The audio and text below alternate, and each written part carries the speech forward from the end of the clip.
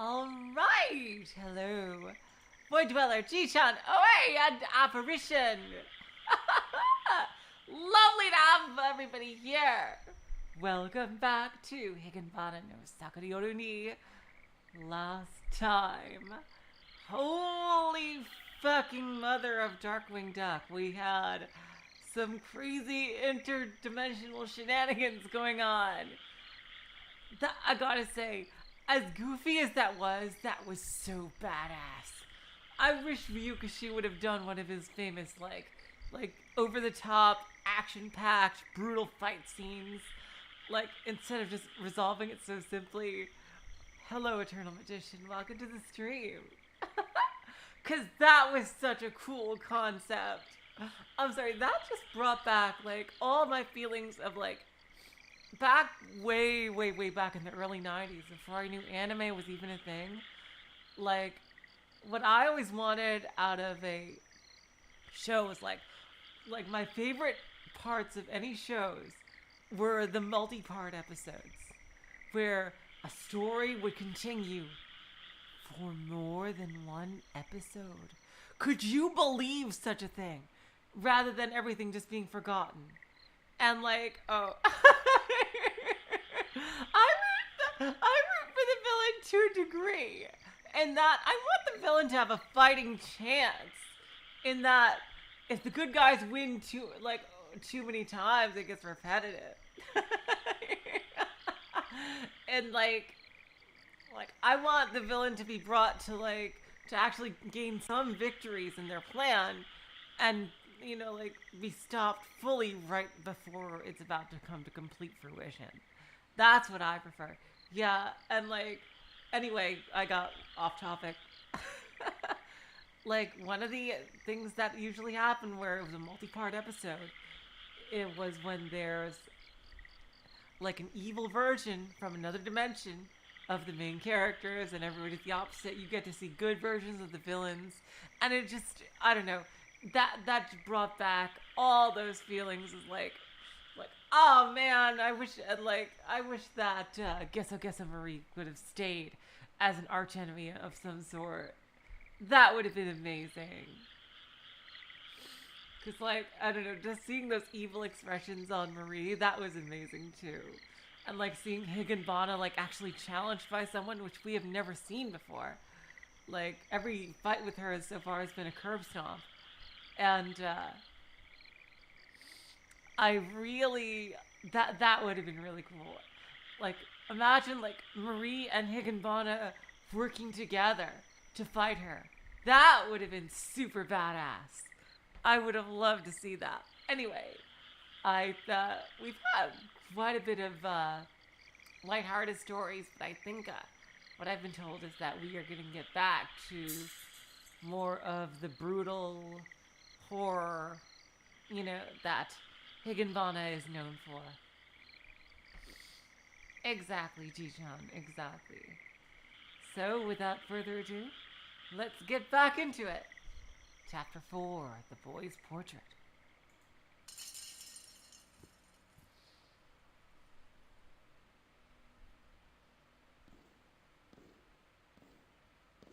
Please tell me if you can hear the music. Well, there's no music right now, I know, but hello, James! Welcome to the stream. And yeah, there's no music right now, but please tell me, if you guys can hear the music, because I've heard in the past few Higanbanas, nobody could hear anything. Of course, when the music starts. The art room was silent. Once the final bell rings and school ends, the remaining students can usually be found either in their own classrooms, the schoolyard, or the club rooms. Their voices hardly ever reach all the way up to the art room on the 4th floor. It becomes so deathly quiet, it's as if the sound was torn from the very air itself. Oh, new character.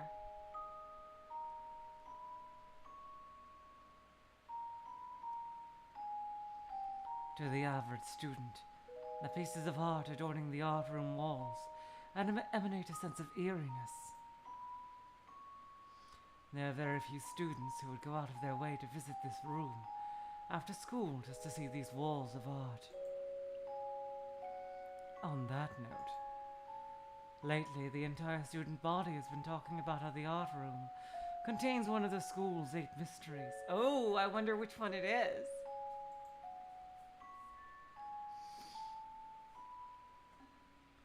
As he stood looking at these walls of art, those rumors were at the forefront of the mind of Yuki Noda. According to these stories, if a kid ventures into the art room alone after school, a yokai will come out of a painting and ask them a question. But what kind of question does he ask? I wonder. Maybe it's like the red cape or blue cape ghost story. It's a famous ghost story, usually set in a school. It must have become an urban legend at some school a long time ago, and spread from there. The story goes that if you enter the bathroom alone late at night, is this Bloody Mary? A yokai called the Red Cape will ask you, do you want a red cape or a blue cape? Choose one. Jeez. If you reply that you want a red cape, your body will be stabbed all over, and you will die a bloody death. And if you reply that you want a blue cape, all the blood will be sucked out of your body and you will die a cold death, leaving nothing but a blue-colored corpse. Damn. Not very good choices. There's no way to survive a story like that. That is what Yuki thought when he first heard this ghost story.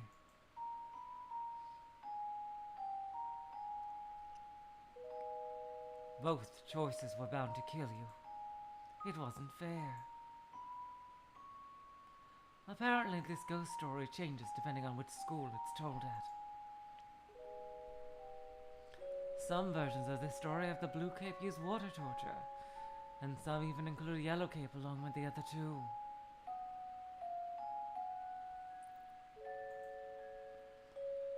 Incidentally, the punishment for the yellow cape is apparently death by electrocution.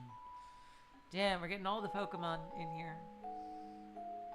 In all variations, the pattern is the same. No matter what you do, you'll die.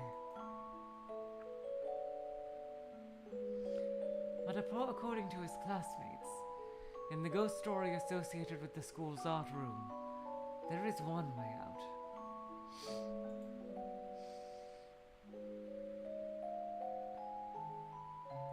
As long as you correctly answer the question without breaking any of the rules associated with the story, you'll be able to survive. You can hear the music? Thank you, Ji-chan. I'm so glad. But if he was put in that situation, and his choice would decide if he lived or died, what choice would he make? That is what Yuki wondered. He's a bit of a thrill seeker. He is wondering what he really wants. If he could survive, would he want to? Would he want to live or to die? He simply does not know. Just what does he want? He rubbed a graze on his arm through his sleeve. Not even he himself knows. He has no idea. So today he has once again come to the art room. At that moment, a voice echoed out from the corner of the room. And I don't know who this is, so... do you like those pictures? Oh, that's a bit loud. For me, at least, anyway. I don't know if it's too loud for you guys. Startled, Yuki turned around to see where the voice came from. Standing there was a cute young girl. Huh. Which one was she again? I forget. Damn. She had a long, soft-looking hair, large eyes, and a bright blue skirt. Exactly, James. I was wondering. Like, Izanami would teach him some life lessons right there. If you would even think about such a thing. Oh, you guys think it's pretty loud? Okay. See, that's, like, it's a delicate balance. Okay. Please tell me if it's too soft, okay? I lowered it a bit. Okay, it's her. It's the older sister. Okay. She was so beautiful that for a moment he had forgotten to breathe. Please tell me if it's still a bit loud. Those pictures. Do you like them? She asked again. She had a lovely voice. Yuki was clearly nervous. There shouldn't be any activities in the art room today. And very few people besides Yuki would ever come all the way out to this room.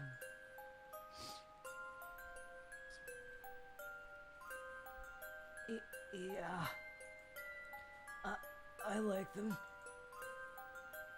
He answered in a nervous voice after a long pause. Really? How strange. Everyone says that the pictures decorating the walls here are scary. I never come to see them.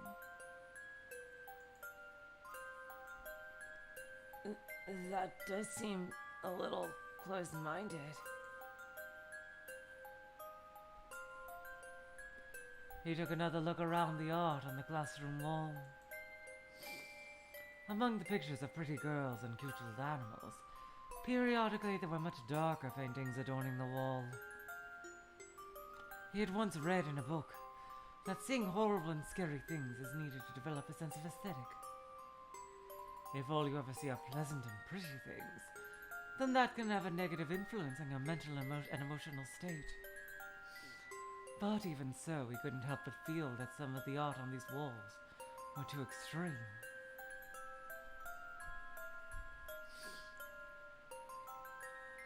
Totally appreciated. I definitely agree there, Ji-chan. Each and every one of them was probably considered a masterpiece, but they portrayed scenes far too dark.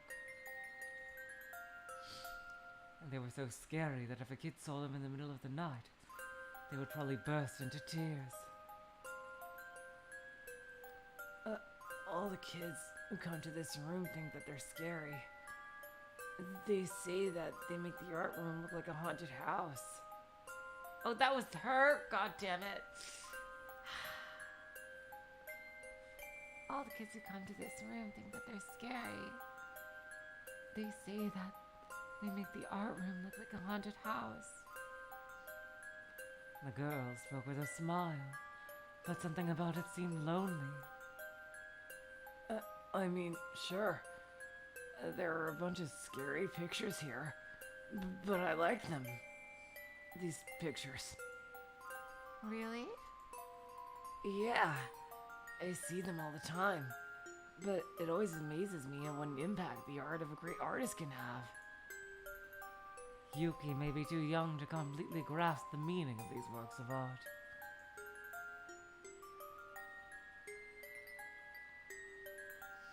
But he had a hard time explaining the inspiration he felt from them. He wasn't sure how exactly to put it into words, but they had a strong impact on him. He knew that his classmates called the art room haunted.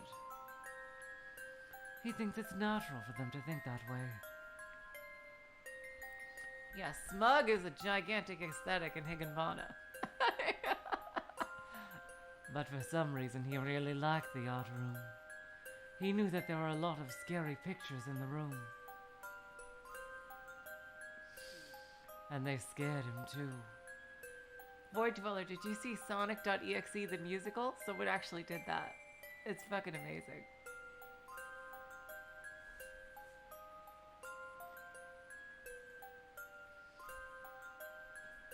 But even those pictures filled him with a strong sense of inspiration.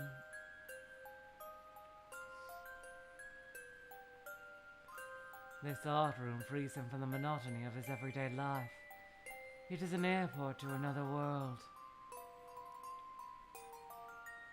Oh, sorry, Ji-chan. That's the kind of feeling it gives him It makes him experience a culture shock, like learning about a mysterious new culture for the first time. It's like 7 minutes long. Jichan, it's not like a full musical. It's one song and 7 minutes long. Yeah. It's rare to meet someone who doesn't consider this room to be like a haunted house. The girl smiled joyfully, almost as if she herself had been praised. Which picture is your favorite? Good question. He looked over at the pictures hanging on the wall. There were the works of Picasso and Goya that gave off a feeling of fright, and the contrastingly sublime and warm feeling works of Da Vinci and Vermeer. Each one of them was called a masterpiece, whether it was for their sacredness or their ghastliness.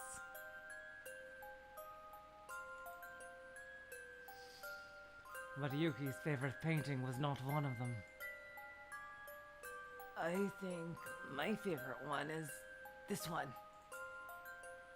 Yuki pointed to one of the paintings.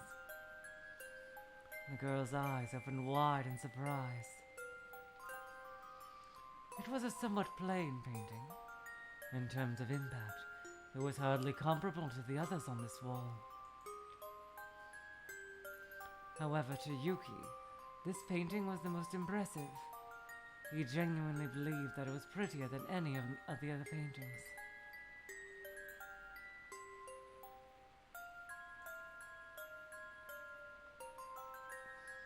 It was a painting of a girl. She was a beautiful English-looking girl and was holding a short whip. Oh! Oh! Yeah, it makes me feel, I don't know, certain ways I've never felt before. Okay! Okay, Yuki, okay. You're gonna go there.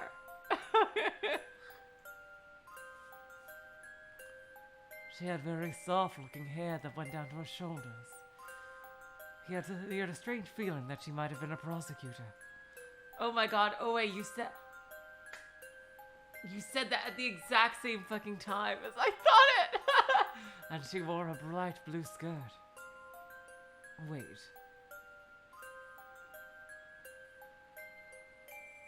Hey, you look a lot like the kid in this painting. Really? Yeah. Your hair, your clothes, they're almost exactly the same. Looking again, she really did bear a resemblance. Almost as if she had crawled out of the very painting itself. I don't really like it, honestly. This appearance.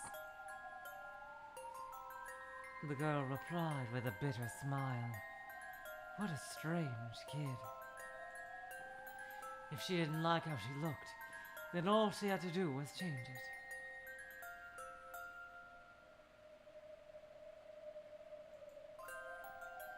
it. But you look really girly. I think it looks good. Oh, he's in love with her. This is very interesting. Damn, this story just got started right away. No introduction, nothing of his everyday school life. Jeez. Just nope, right away. Right into the haunted room, meeting the yokai. Bet. And I've been told that they think this is one of the longer, well, not long stories, but, decent length stories. Longer than the past one, for sure. I wonder what the bulk of this story is going to be about. He wasn't lying. He thought that it was perhaps a bit too flashy for school. Oh my god, he is. But he also felt like it suited the way her face looked perfectly. But Yuki's words had clearly displeased the girl.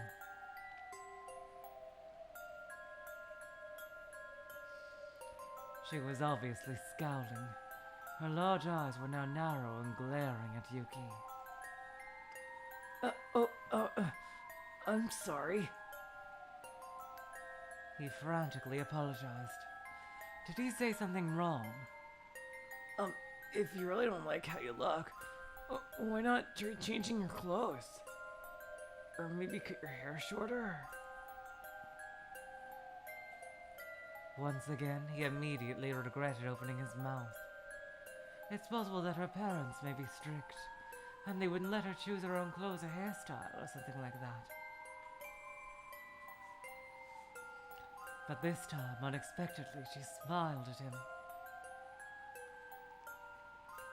Uh-oh, she's probably concocting a plan to kill him or eat him or something. You know, because she took that as an insult for some reason.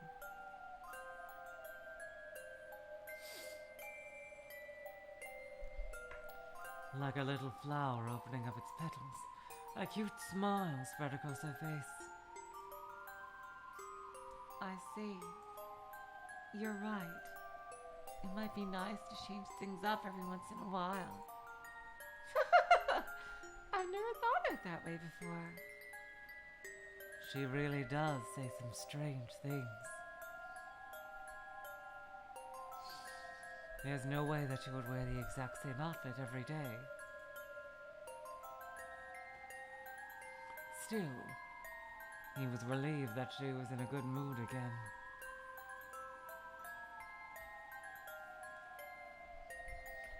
But once he calmed down, a slight impatience crept into his heart. How was he going to get her to leave the art room? If she sticks around this place for much longer, it'll become a problem. Listen to OA, Ji-chan.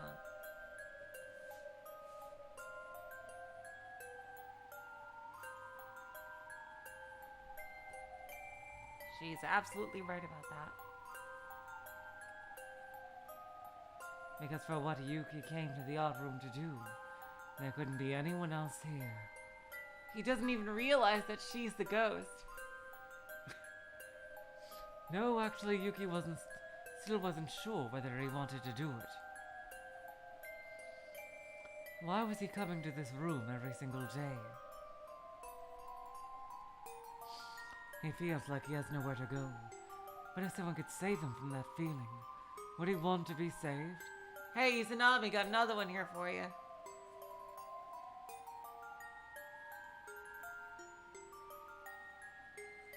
His own feelings felt unclear to him, as if they were covered over with a layer of beige paint.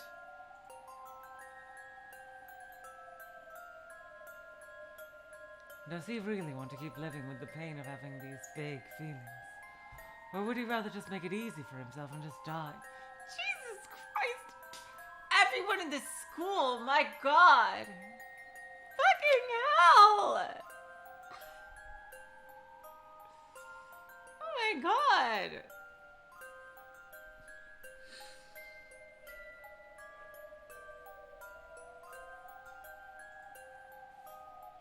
No. Perhaps I...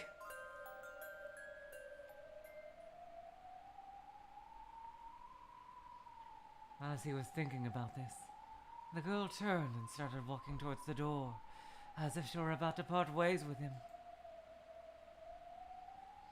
Maybe she picked up on the fact that he wanted her to leave. That's what he had hoped, but of course there was no way that she would have guessed that without him telling her.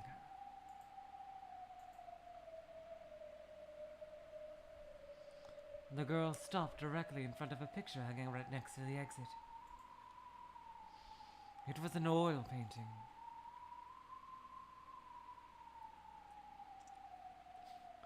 Damn. The painting featured a dark silhouette in the shape of a human being crushed by a gigantic black bust. Really? That's the terminology you're going with? Okay. There was a small piece of paper placed beneath the painting that titled the work, The Setting Sun. Apparently the artist of this painting had once gone to this school. Later in life, That person had become a famous artist and donated his painting to his old school.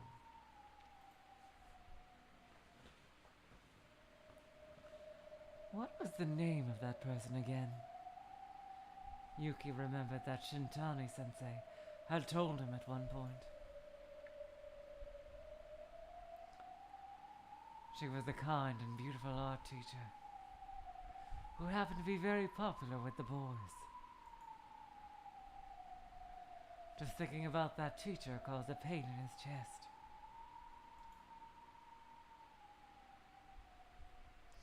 A heart-rending and agonizing pain. At that moment, he suddenly felt like he understood a little better what his wish was. Perhaps if I could... I wonder if he did something to her. He must have known her in some way. The old art teacher. Hey, Yuki Noda-kun? Still looking at the painting, the girl called his name. Yuki felt like something was out of place. Had he given the girl his name? On top of that unease, he remembered the ghost story his classmates had been talking about.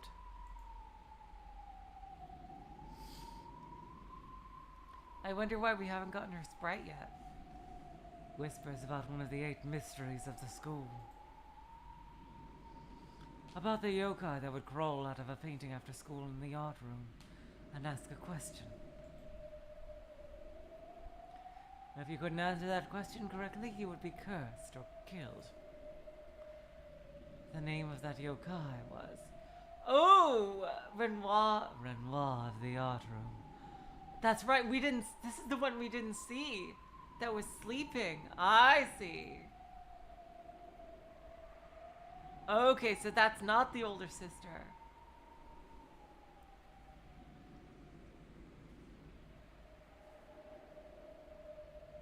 That's right.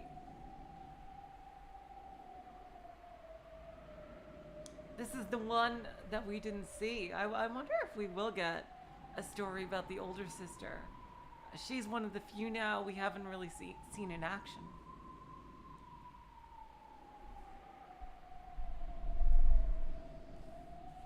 Do you know who did this painting? A smile crept across her beautiful face that made Yuki shiver. I wish I could see her so I can get her voice.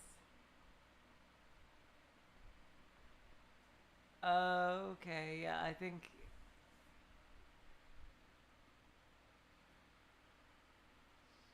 Shintani-sensei, do you have any plans today?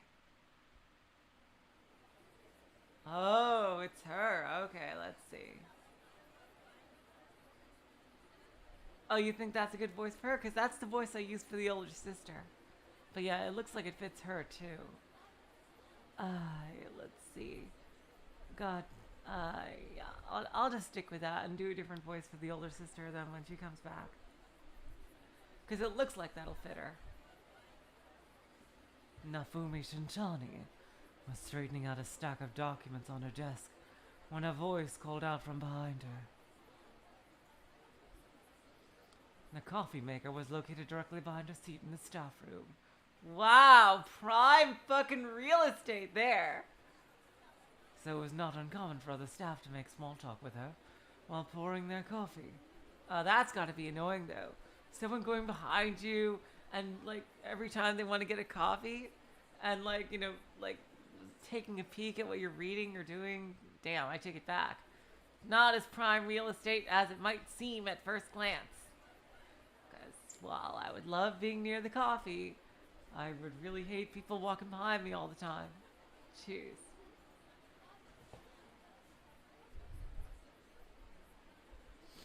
While putting the papers into a drawer, she turned her head around to see that it was Imato-sensei, who was standing behind her. The two of them were close in age, so they would often make small talk. Just as she was wondering if he was going to invite her out for drinks like usual, he did just that. Would you like to go out for drinks after this? I found a pretty nice place right by the train station. Shintani made an apologetic voice and face and replied.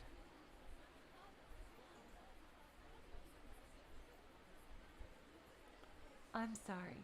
When I'm done today, I got some work to do in the art room today.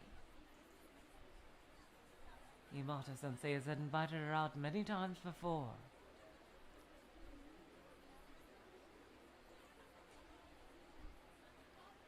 I wonder if he's gonna, like, murder her or something. Yeah, he was definitely a teacher before, yeah. She was beginning to feel a little guilty, always giving him an excuse and turning him down. Yeah, if there's anything I've learned from these stories, like, I'm getting flashbacks to freaking Fata Morgana here. I think he might murder her. Oh boy. Who knows? She's definitely headed to die, I'm pretty sure, because she's probably the yokai. But she was also wondering what he was thinking, asking her out so often, even though she was turning him down. He turned 33 this year, and it wasn't exactly that he was uncool.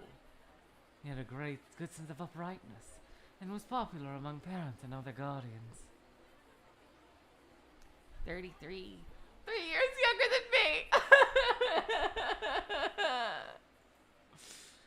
The students always tease him by calling him hot-blooded sensei. Shintani sees him as a relatively plain person, but in truth his refreshingly simple and honest personality held some appeal.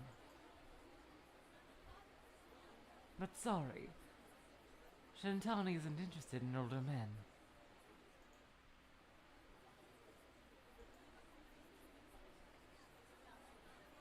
Uh-oh.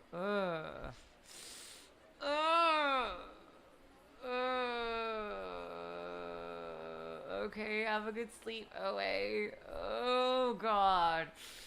Oh, God. Okay, maybe she's the bad guy here. Oh, God. Have we met Society Girl? Oh, God. Like the counterpart to Society Man from the first story? Oh, God. Since she was a kid, the only people she was ever attracted to were younger than herself. Oh, God. Ugh. Even now, at nearly the age of 30, that had not changed. Oh, God. Oh, God. Okay. Nope, she's probably the bad guy here. Okay. Himata-sensei made an obviously disappointed face. I see. Would you like me to help you out with that work? I mean, I'm not saying that because I have an ulterior motive or anything, Baka. Okay, so he's just a shy, cute guy. Okay. Sorry, Imata-sensei. You know, I can't be too careful in this story. Like, half of all the characters are, like, serial killers, you know? So, you know, no harm, no foul, Imata? Hey? Oh. As he tried to explain himself, his face got all red. Without thinking... Oh, no, okay, now she's narrating. Without thinking, my face formed into a wry smile. He really was a plain, easy-to-read person. If he really didn't have any ulterior motives, then that was quite the reaction. It's fine. It's really not that much work. As she spoke, she realized what a poor excuse she had given. If it really wasn't that much work, then there's no reason why she couldn't get it done and go drinking with him, and she expected him to pick out that flaw. But Himata's response wasn't what she had expected. Ha, okay, but aren't you afraid to go into the art room alone after that incident?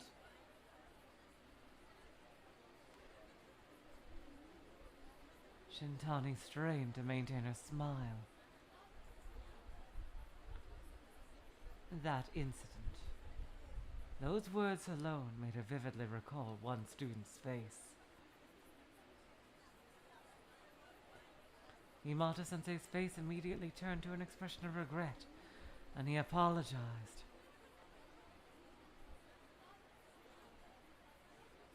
Oh, I'm sorry. I said something I shouldn't have. Oh, damn it, Shintani. No, it's fine. She was just Yamata, sorry. She was just barely able to reply calmly. Yamata-sensei replied with a forced cheeriness in his voice. That was just a rumor, right? A rumor. A rumor. Right now, that rumor was the hot topic among the students. Oh. You mean Renoir of the art room? How silly. How silly? Oh, that's him, because I hope it is, because, you know, there's no reason to have this as a separate quote if it's the same person talking 2 sentences in a row. Right? Right? How silly. Why do kids even like rumors like that? Even though one of their friends has passed away. Interesting. So, memory was not erased to this person. Isn't it because of that reason? Huh? Having one of your friends die is a very serious thing to go through. Maybe too serious for children to accept. So, it might be easier for them to place the blame on yokai or something else, enigmatic like that. Shintani-sensei, could it be that you also believe in that stuff? No, but sometimes I want to. Sometimes, when I'm feeling down, I start to think, if only I had paid better attention, maybe I could have prevented that from happening. Yeah, I don't trust you at all. Don't think like that. That was just an accident. There's no way at all that you were at fault. Imagine you being at fault in Higanbana. Thank you. Shintani forced herself to smile and stood up. Well then, I'll be going now. Goodbye, Yamata-sensei. Yamata-sensei looked like he had something else to say, but she pretended not to notice and quickly turned and left the staff room. She shut the door behind her and let out a deep sigh, involuntarily dropping into a crouch. Her knees struck the floor and made a dull thud. A short moment later, a slight pain spread through her legs.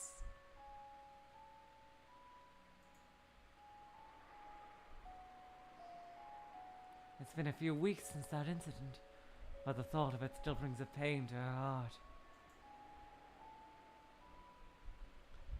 It was a violent pain, like having a healing wound reopened by someone digging their fingers into it. Ugh. Once again, she remembered the face of that boy. Oh, this takes place after. Interesting. Or maybe he was a ghost before? Interesting. Okay. The face of that boy who had died.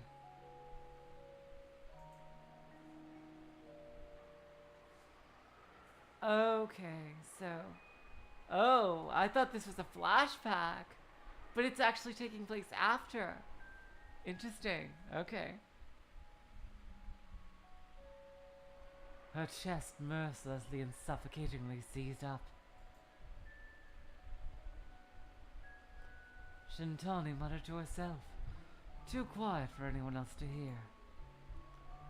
Uh-oh. Oh. Oh my god, is that why Yuki wanted to die? Oh god. I just realized. Oh god. Is it because she was doing bad things to him? Oh god. Ugh. Yuki-kun. Ugh. Oh god. Why? Why did that have to happen to you?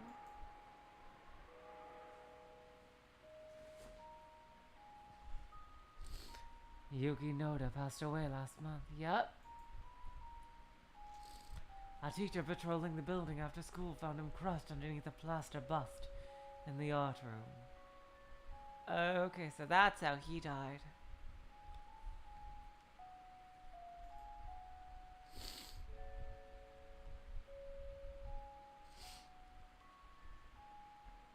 It was a rather... God damn it! My stupid 12-year-old brain is just... They keep saying this thing! This word is going to be... Like... It's gonna ruin this whole goddamn story. It was a rather large and ample bust, and was a reproduction of a Greek sculpture that was used in class to practice sketching. It hit Yuki Noda on the back of his head.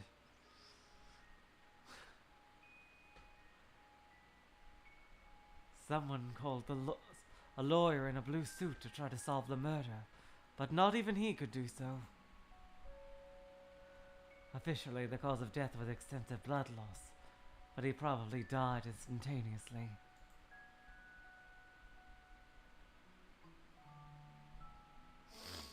Most likely, Yuki Noda had gone into the art room after school, and somehow tripped and fell under the desk supporting the bust.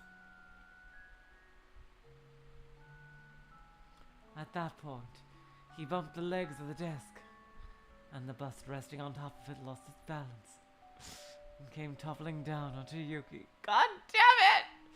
Yeah, I can verify also. God damn it, the friggin'... It's all because of that goddamn word!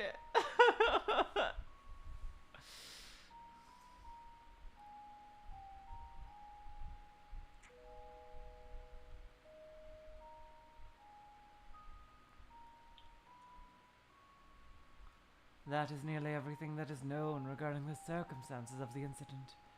I wonder if the yokai is a red herring here. I wonder if the yokai is a red herring, and we haven't actually seen the yokai. What if he was just plain killed by that other girl? And, like, she just murdered him Phoenix Wright style. And, the yokai didn't even do anything, I wonder.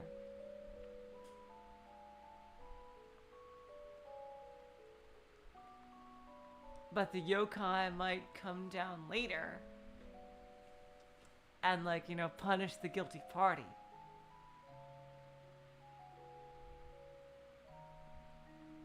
Like, what if she was in disguise, but her face looks similar to the person in the portrait?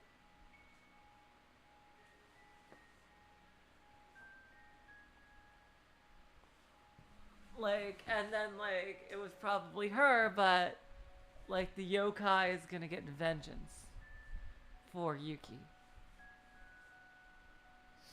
And the yokai didn't, in fact, kill him, because if one of the 8 school yokai had killed him, people wouldn't remember his death. So, my current belief is that the yokai might have not had anything to do at all with the murder. But they will have to do with resolving the murder. That is nearly everything that is known regarding the circumstances of the incident. It was judged that his death was just an unfortunate accident.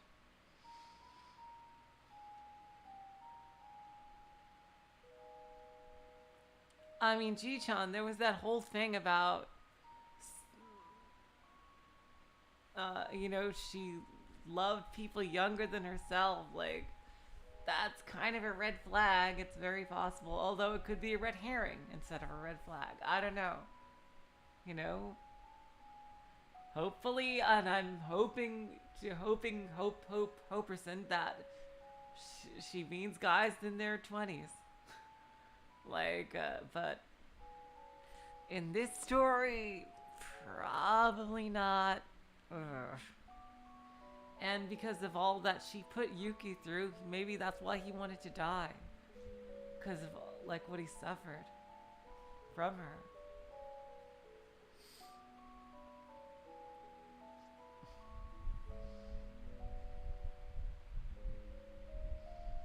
But in the meantime, a rumor has been spreading among the students. I wonder if this guy, if Yuki is gonna become a yokai, he'd have a lot in common with Marie. A rumor that Yuki Noda was cursed to his death by Renoir of the art room. Hello T, welcome to the stream.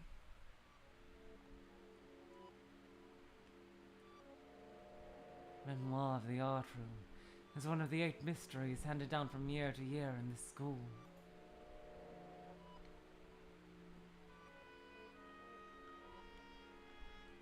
As far as the school ghost stories go, normally there would only be 7 mysteries, but at some point this school would gain an 8th. Well, it's not too odd for a mammoth school like this one to gain 1 or 2 more. This is the story. If you go into the art room alone after school, a young yokai named Renoir will appear before you and ask a few questions.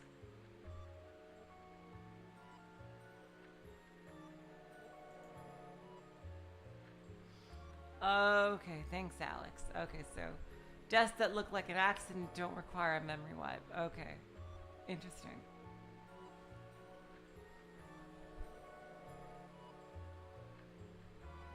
But still, I mean, if kids are dying in this school left and right, it's got to get shut down at some point, because, like, seriously. You must answer those questions correctly. And by the way, welcome to the stream, Alex. If you lie or answer incorrectly, Renoir will force upon you a terrible curse.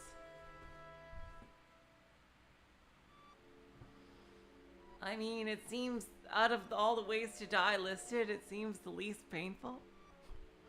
Dying instantly from a blow to the head rather than being immolated, or stabbed repeatedly, or drained of blood, or electrocuted. Out of all of those, I think the freaking bust to the head sounds the least painful. Jeez.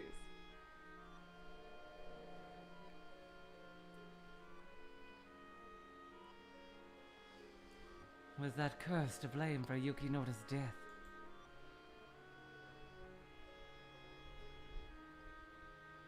Was he killed because he answered Renoir's questions incorrectly? That is a rumor that was being spread around the school right now.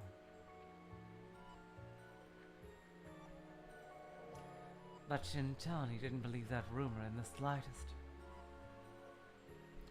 His death wasn't because of some ghost story. Yeah, she was sure of that. I wonder why she's so sure. He didn't die because of some silly yokai named Renoir. She was sure of that.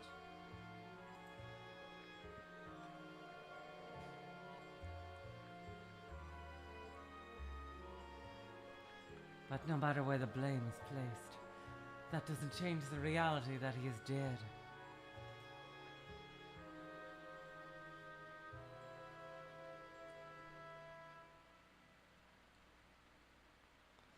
Yuki-kun is no longer in this world. She will never see him again. Ooh, oh God, oh God. No, she clearly had something to do with this. Like, they're not even being subtle. She will never see him again. When she closes her eyes, she can still see the way he looked on the inside of her eyelids. Oh no! Oh no! Oh no! Oh God. Poor Yuki.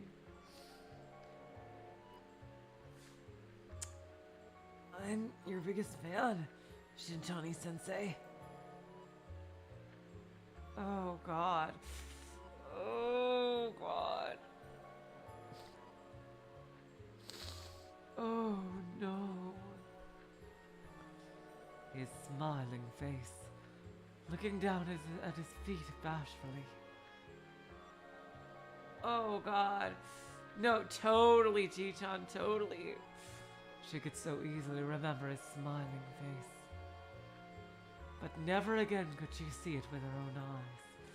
Oh God. Oh God. Oh God. I bet the painting, given that the title of the story is The Boy's Portrait, she was painting him, wasn't she? Oh God.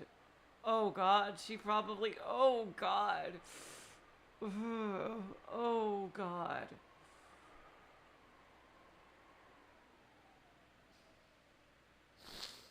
Oh God.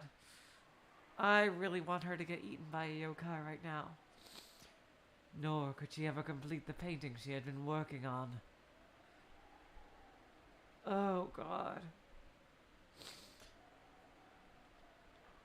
When she realized that, she let out another deep sigh.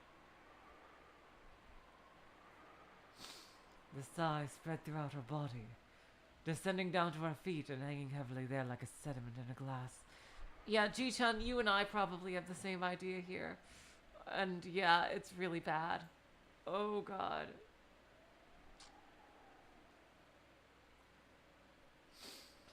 If she remained motionless, she was afraid that she would be unable to get up and take another step.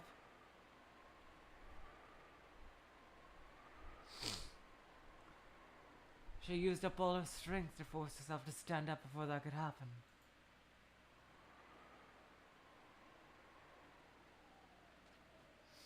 When she looked down, she saw that her legs were stained with blood. She must have skinned her knees. Good. She gently reached down and traced the cuts with her fingers. A faint iron-like smell drifted up to her nose. Okay, yes, let Higanbana eat her. Should she go to the infirmary and get a bandage?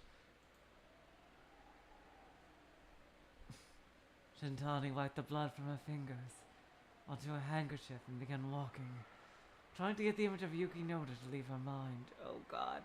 I can totally picture what happened. I can totally picture what happened. Interesting that you say that, Void Dweller. I was just watching a Let's Play earlier today of Luigi's Mansion 3.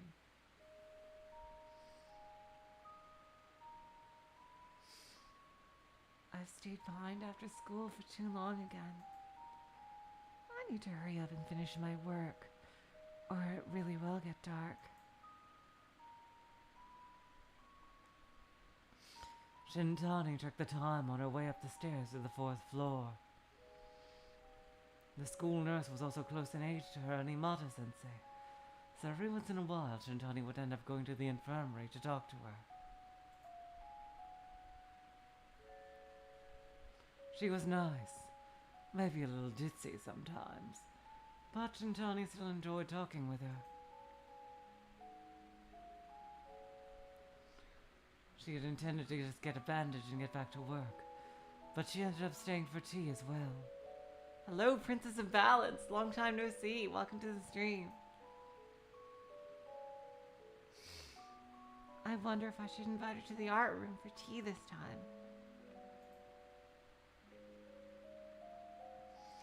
Oh, you don't have to apologize. I'm pretty good at making tea myself. I bet you are, you piece of shit. Jeez.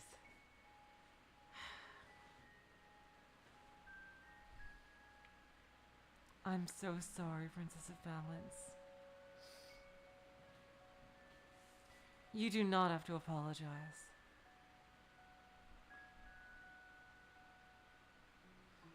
Shintani hid the things necessary for brewing black tea within her desk in the art room. The vice principal brought his own set of black tea making supplies to the staff room a while back.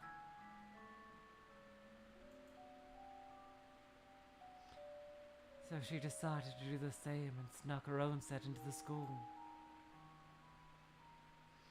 She kept plenty of different tea leaves in a can, so that she could enjoy any number of different blends, depending on how she felt on a given day.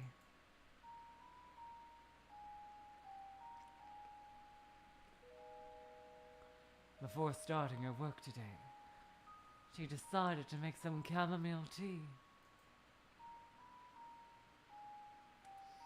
Exactly, Ji-chan. She probably fucking roofied it or something.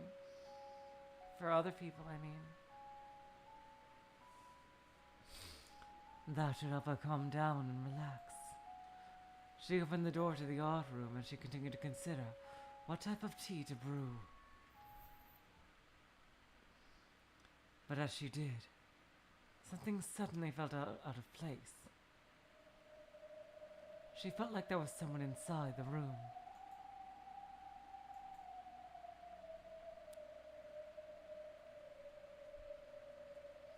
She tried to survey the inside of the room, but the various sculptures and artworks cast dim shadows over everything,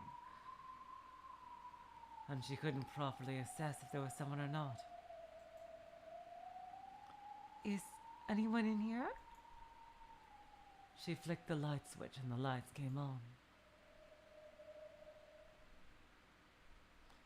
Then, out of the corner of her eye, she saw a petite young boy. Ugh.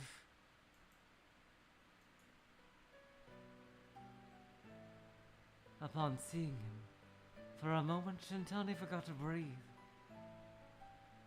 Oh god, I'm gonna be fucking sick. For the boy was startlingly beautiful. He had large eyes like that of a cute little kid or puppy. Oh god. And skin so white it seemed almost transparent. His chestnut-colored hair looked too natural to have been dyed. And with the bright fluorescent light reflecting off of it, it shone like it was covered in stars. Oh god. Sorry for startling you, Sensei. I came into the room without asking. Oh god. Oh god. Please, can she just die already? Can she just die? Oh god. Ugh. His voice was high-pitched, not yet changed by puberty. Oh god, go to hell. Go to hell. His delicate musical instrument-like quality fit his appearance perfectly.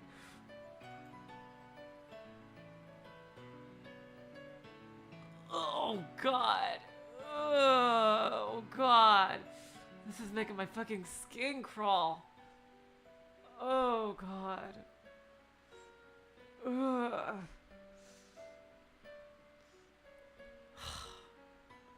A fucking another one. This is the worst. This school needs to be fucking torn down. This fucking school. Jeez.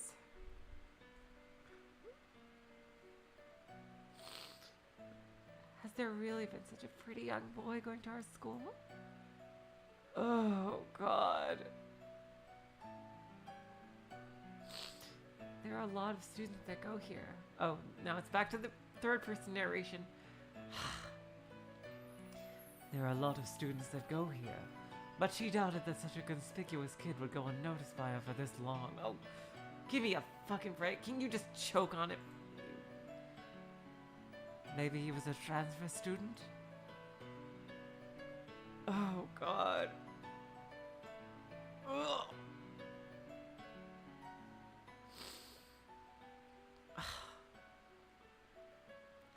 Ugh. God. While she was mulling this over in her head, the young boy was expecting to be scolded, and thus was looking up at her with an apologetic expression of puppy dog eyes. Run! Run the fuck away! Oh, God. Seeing the boy acting like a small animal once again took away Shintani's breath. Oh, God. Don't worry about it.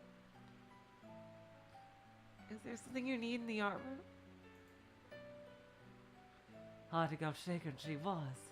She smiled at the boy, hoping to calm him down. Well,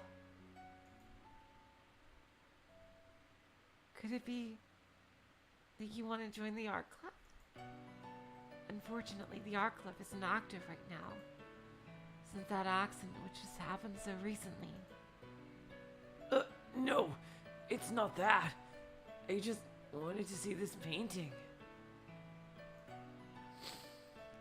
I really like this one. Oh God, you poor kid, run, run! The boy shyly looked over at the wall.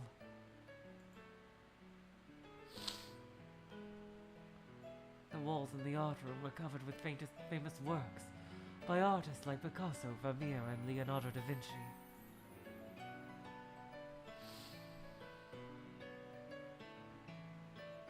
Naturally, they weren't the originals, just color copies made from a book of prints.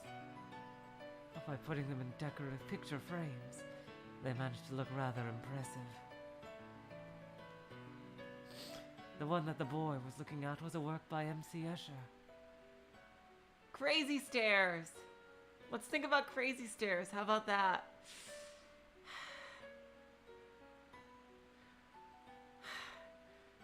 It was a drawing of a never-ending staircase, in which the top step of one staircase became the bottom step of another. On this staircase were a group of people, endlessly ascending and descending.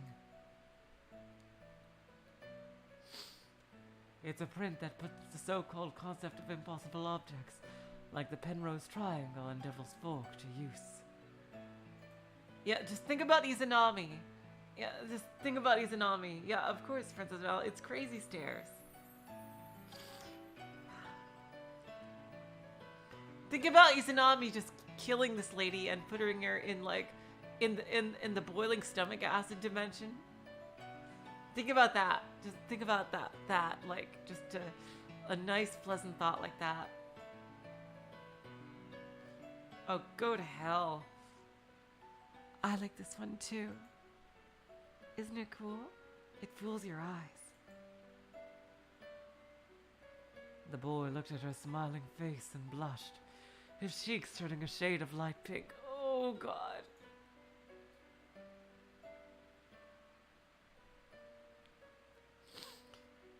Almost as if they were little cherry trees in full... Oh, go to hell! Oh, God.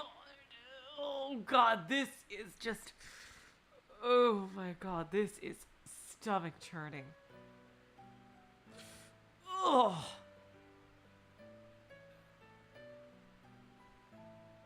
Oh, God. Seeing this reaction from him made Shintani's heart flutter. Maybe with this... Oh, God. Go to hell.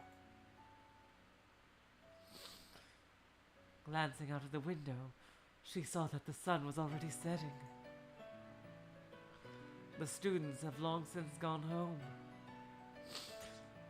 Furthermore, ever since the accident, people seldom come to the art room for any reason other than class. Oh, no! No, no, no, no, no, no, no, no!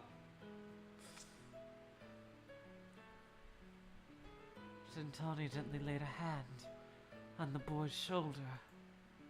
Oh God, no! Yuck! Oh God! Oh God! Oh God! Oh God! Ugh. Oh God! As she touched the slender shoulder, he gave a slightly startled jump. Oh no! No!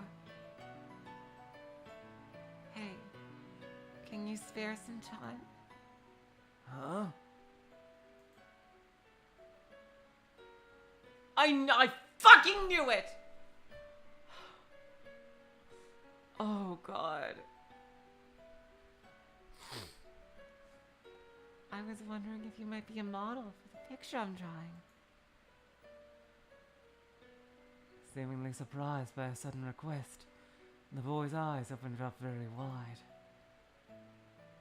Oh God.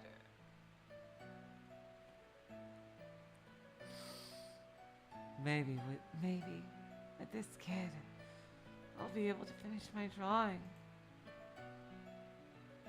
Oh God.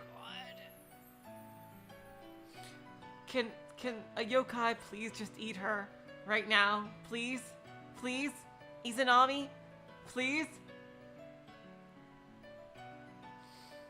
I've been wanting to draw a picture with a boy like you as a model. Would you mind helping me out? Oh God. Ugh. She brought her hands together in front of her chest in an imploring manner. He blinked several times before dropping his eyes toward his feet and answering in a small voice. Is it really okay for me to be a model? No! It's not! No! Yes. All I need to complete it is you. Do you not want to? No, that's not it. It would be a privilege, because I'm... Oh God, this is a different kid. Oh no.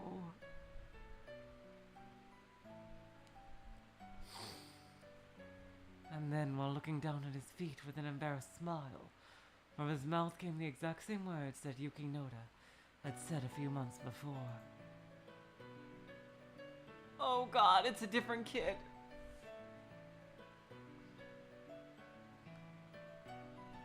I'm your biggest fan, Shintani-sensei.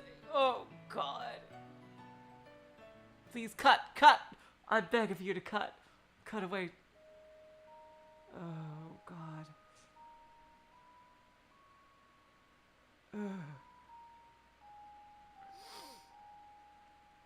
Hey, hey. I thought you were gonna go to sleep. Inside the art room, only the sound of a pencil drawing on a sketchbook page could be heard. I think Marie actually should be the one to eat this one. Marie doesn't like eating souls, but I think this would be a good soul for her to eat. Oh God. Oh God, please don't do this. Oh God. There were still kids participating in after-school clubs, but because the art room doesn't face the schoolyard, their voices could barely be heard. And every once in a while, the faint sound of someone walking down the stairs could be heard. Oh God. Ugh.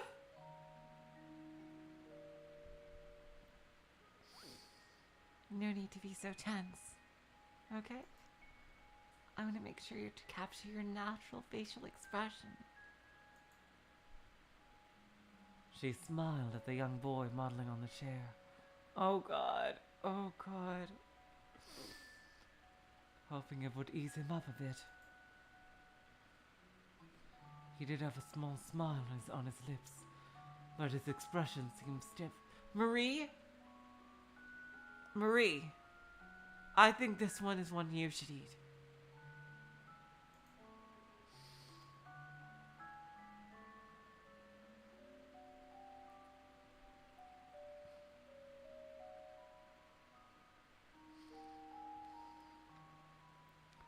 His shoulders and back were also tense from the nervousness of being watched by another.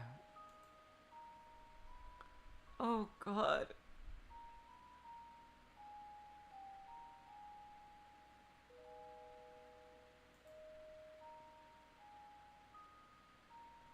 I'm sorry.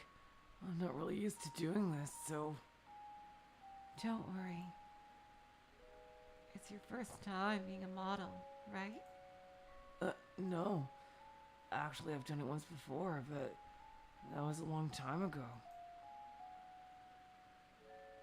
Really? Huh. Oh, God.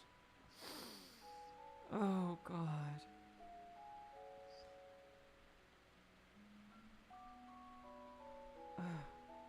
That's true, James. That's like, yeah. That's like the one silver lining, yeah, like. Finding his answer rather unexpected, she could not but let out an impressed, oh.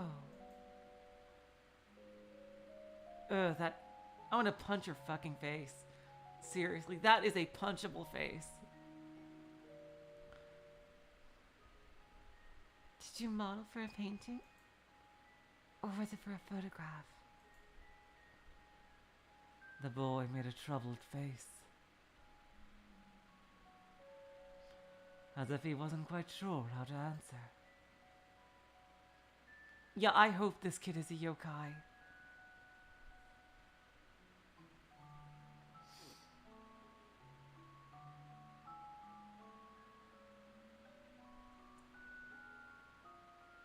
Seeing that expression made Shintani's imagination wander. Come to think of it, this school prohibits its students from working as models or actors outside of school. Maybe this boy had done some talent-related work, or something and had been keeping a secret from the school.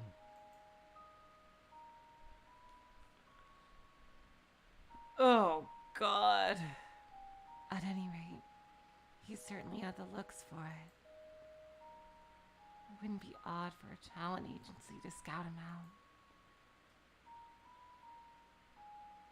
Maybe it wasn't even that much.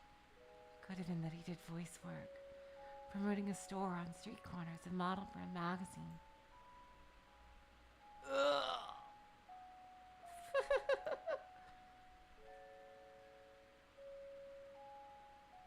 But she's not as fussy as the vice principal. If this boy did do something like that and hide it, it's not like she'd be angry at him.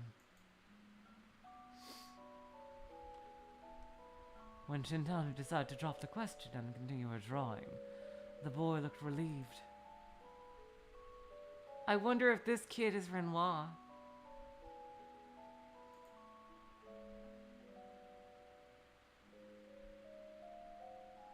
Seriously, Ji-chan. I think he might have had some kind of revelation between then and then.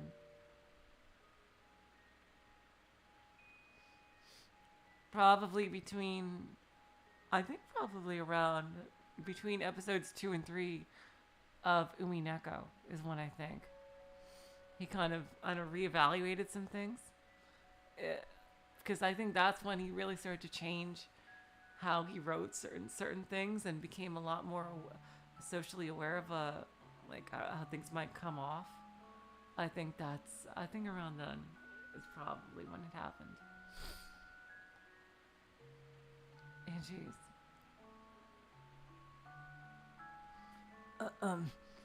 You're not gonna enter this drawing into a contest or anything like that, right? No, I don't intend to especially exhibit it or anything. I just want to be able to keep pursuing my hobby.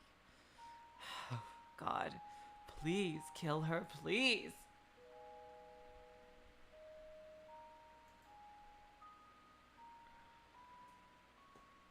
In the past, she had wanted to be an artist, but gave up on that when she became a teacher.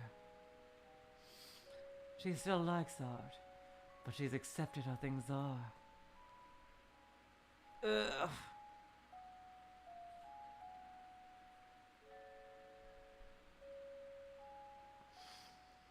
It's nothing more than my hobby. Naturally, she doesn't intend to show anyone this drawing of hers. Jeez. Ugh. That's a relief. I don't really like to stand out too much. He said while vaguely lowering his eyes. Maybe he wasn't worried about getting scolded for working outside of school at all.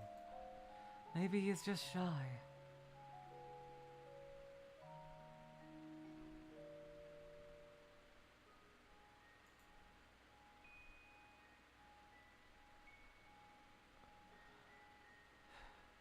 Shintani found that sort of childish reaction charming.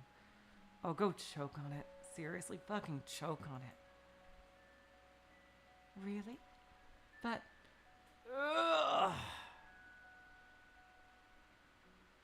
With how cute you are, don't you get a lot of attention anyway? Oh, God. Exactly, James. It wasn't on the kids. In, Umineko. But I don't know. I don't see Dolanor as a kid. She's like immortal and shit.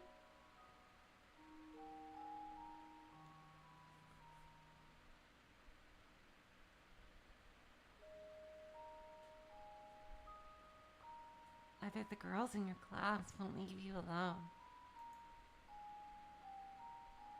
Not really. Even though I'm a boy, I look like a girl, so I get made fun of a lot. That would make sense. This boy's face is cuter than most girls out there. If he were to wear girls' clothes and a wig, then very few people would even suspect him of being male. None of them know true good looks. I, on the other hand, like how your face looks. Yeah, she's a doll. Yeah, Dolanor is more of a doll. Like she looks, I don't know. Like she looks like not really as human as the other characters. The boy's mouth shut. His cheeks turned red before his eyes.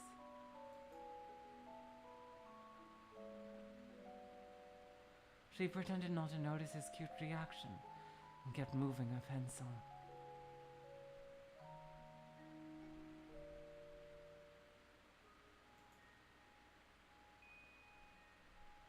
Shintani knew that she was popular among the male students. The children of this age having a teacher as abundant pretty as her is a big deal. In a month she usually received at least one love letter, and there were numerous cases of students entering the art club in hopes of getting closer to her.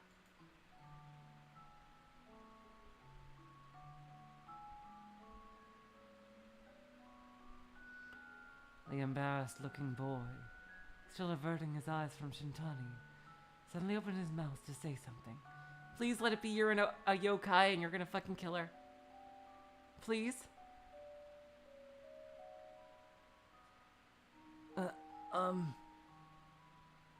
Sensei, are you gonna do an oil painting as well? Oh? Why do you ask? Isn't that a tool for oil painting over there? The boy was looking up at a palette knife placed on her desk. Yes, it is. I enjoy doing oil paintings more than watercolors. I like being able to put layers of paint on top of each other. I used to paint them after school. But the vice principal started complaining about it. Gee, I wonder why. So I stopped. Seriously, he should have called the police then and there.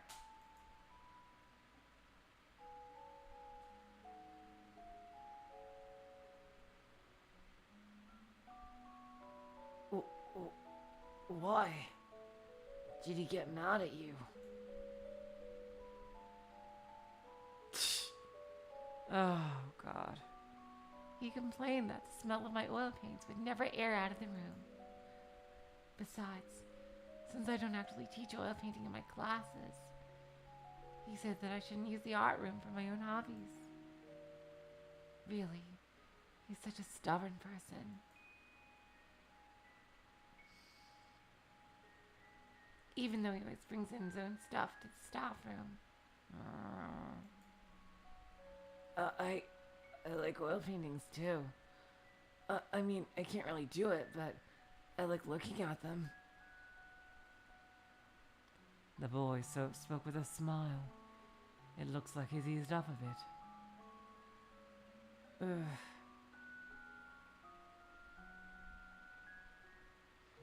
Shintani smiled back at him, feeling a little happier.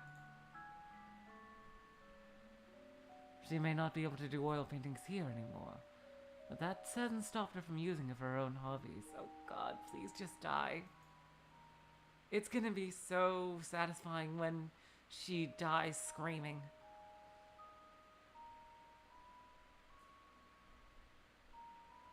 She glanced over at the palette knife sitting on the desk. It was a knife in name only. It lacked the sharpness of a real knife.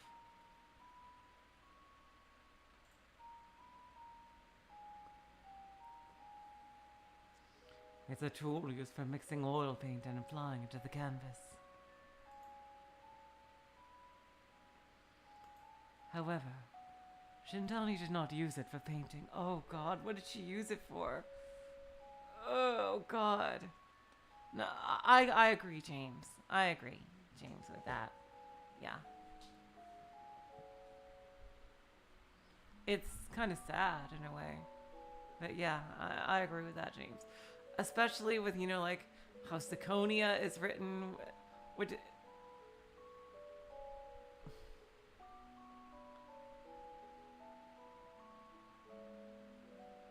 oh, God. Oh, God. She had a much more wonderful use for it. Oh, God, what is she doing? Scritch, scritch, scritch. The intensity of Shintani's pencil strokes had obviously gotten stronger. In actuality, she was frantically holding back a certain desire building up within. Oh no! Oh God! Oh God!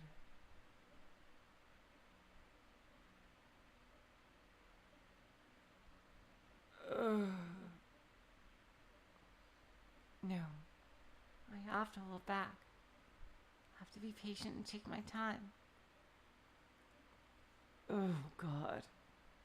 If I don't, I'll lose my chance to draw what I really want to draw. I won't be able to draw my masterpiece. Oh, God. Oh, God. Ugh. Oh, God. She is indeed society girl. Oh, God.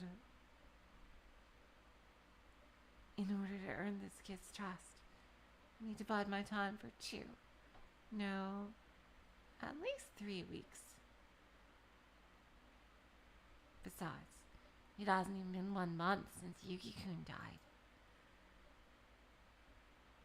She needed at least that long to calm down about that. Oh, God. Ugh.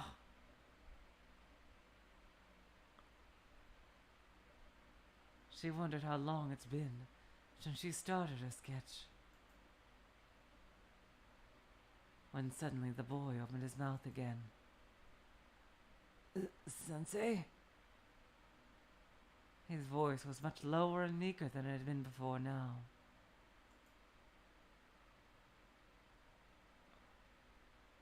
Shintani stopped moving her hand mid-stroke. What is it?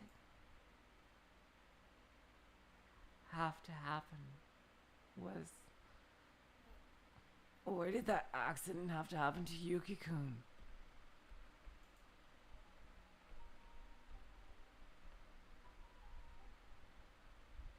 Out of the blue, he mentioned Yuki's name, and Shintani's heart jumped. Who can say? I don't really know.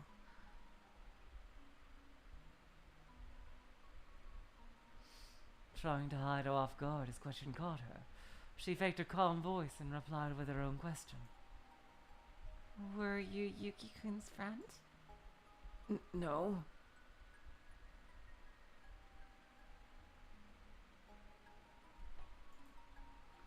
I wasn't really close enough to him to be considered his friend, but... That would make sense. Yuki Noda was an extremely timid student. She wouldn't expect him to have any good friends. Sensei, what do you think about that rumor? Ah, that one? Story of Renoir of the art room.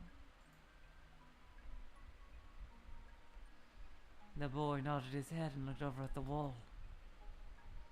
Hanging there was a single painting. In front of a flower bed filled with vibrantly colored flowers stood a beautiful English-looking girl wearing a blue skirt and gripping a short whip.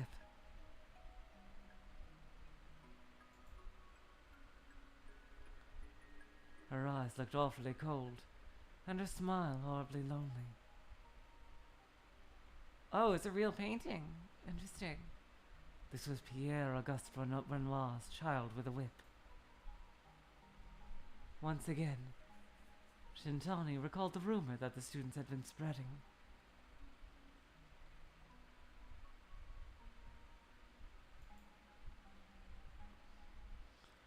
A rumor about one of the 8 mysteries of the school, Renoir of the art room.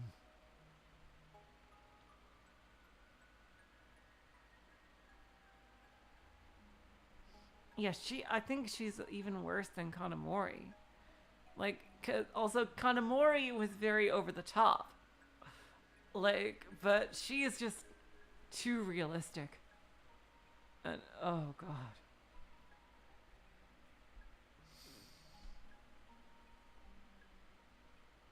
Apparently there were 5 main parts to the story of Renoir of the art room. 1. Never let Renoir lend you a paintbrush. 2. Oh, the story is a lot more involved. 2. If Renoir points to one of the pictures in the art room and asks you who had made it, you have to answer the name of the artist correctly. 3. You can't lie when answering Renoir's questions.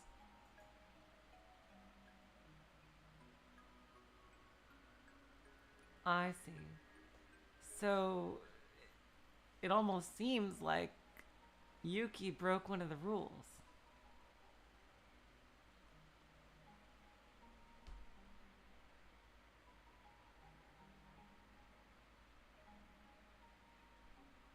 Four. If you break any of the above 3 rules, you'll be cursed by Renoir to befall the same fate as one of the paintings in the art room walls. And 5. Interesting. I wonder.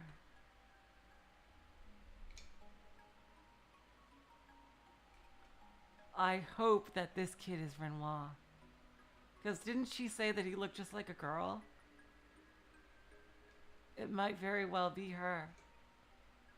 Renoir looks just like the kid in the painting, Child with a Whip, hanging on the art room's wall. Together with the boy, Shintani stared at that painting, Child with a Whip. At that pale-hued painting of a beautiful girl with eyes so cold they could make you shiver. Without looking away from that painting, Shintani asked him a question. What do you think? I don't think it's true. I don't think that it was Renoir's curse that killed Yuki-kun. I agree. Yeah, I agree. Fuck you. You probably murdered him, you bitch. It was just a rumor. Nothing more. The police said that it was probably just playing alone in the art room. and an accident happened. Yeah, Hamelin was even more cartoony than Kanamori, yeah. And Hamelin was a yokai, too.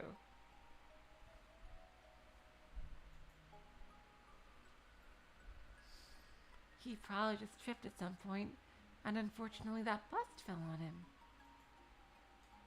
Ugh. Shintani shifted her gaze away from the painting. To the right of Child with a Whip, there was a slightly larger painting. This picture wasn't a color copy placed in a frame like the others.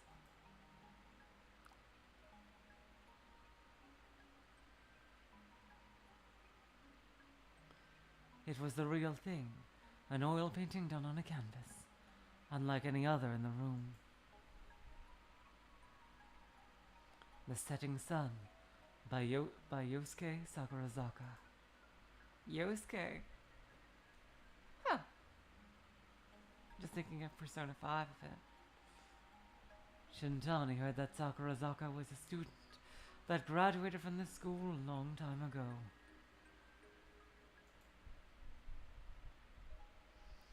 Apparently the theme of failure and rebirth was prevalent in many of his works. When he was still young, he suddenly happened to hit it big.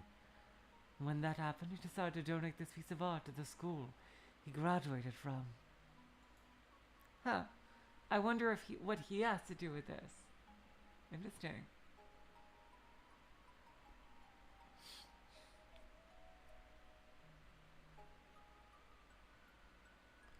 Exactly, Chi-chan. Hamelin was fun enough that you can look back at him fondly. He's was just cartoonishly evil. And he had a really cool death. Higanbana uvokined him.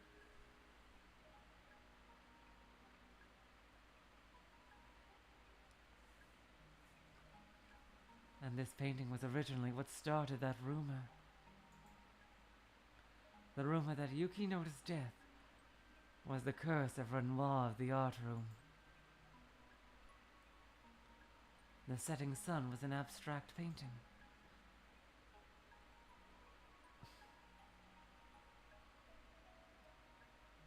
A giant black bust was mercilessly crushing the pale silhouette of a human. And that was the very same end that Yuki Noda met. A blackened plaster bust, and the small, deathly pale body of Yuki Noda. That was one of the main parts of the story of Renoir of the art room.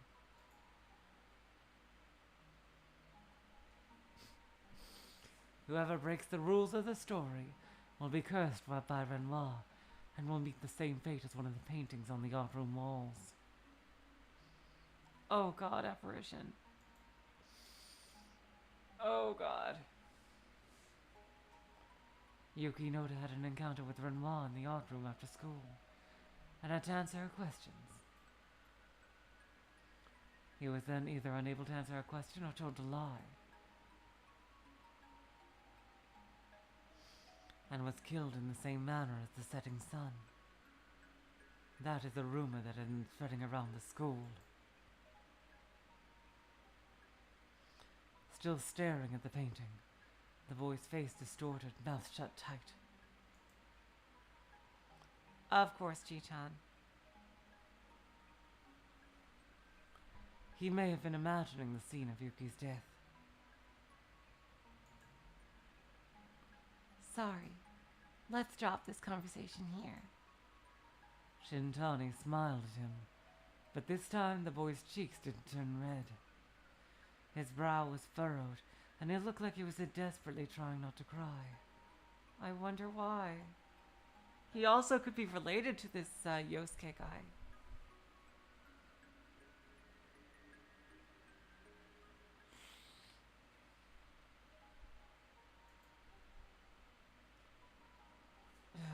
Fuck you. Jesus Christ. He must be a very sensitive kid. Even though they weren't friends, just fellow students at the same school. It looked like he was genuinely grieving the boy's death from the bottom of his heart. Or hell, maybe he is Yuki, but as a spirit, as a yokai.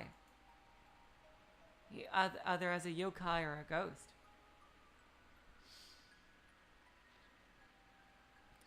With the utmost discretion, Shintani admired that face of his. Oh, God. Ugh. Now she's getting society expressions.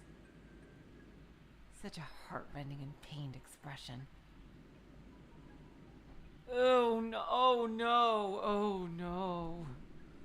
She found his beautiful face racked with sorrow to be beyond perfection. Oh God, she's becoming Kanamori, even more Kanamori. A shiver ran down her spine. Oh God, how beautiful. Oh no.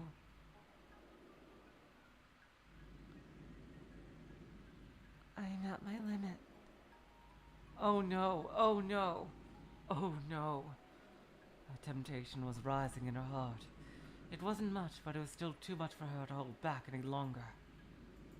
Oh God, oh God, oh yuck, oh God, oh God, oh God, oh yuck, oh God, oh God. Oh no. Shintani's hand stopped drawing. Her hand was slightly shaking, and she couldn't hide the slight smile that had spread across her lips. You gotta fucking kill her. Kill her, please, just kill her. Do you want some tea? Huh? To Shintani, it seemed like a very nonchalant question. Oh, God. But to the boy, it seemed entirely out of place and sudden. Oh, no. Oh, God. Oh, God.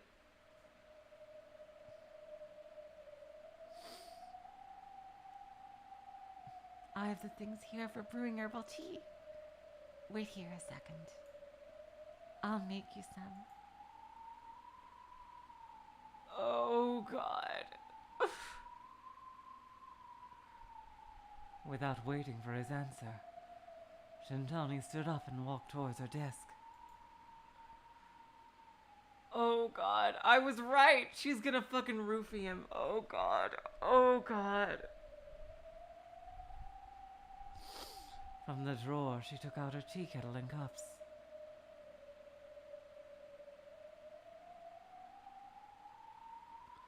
Once she plugged the kettle into the power outlet, it would take less than 5 minutes to bring the water to a boil.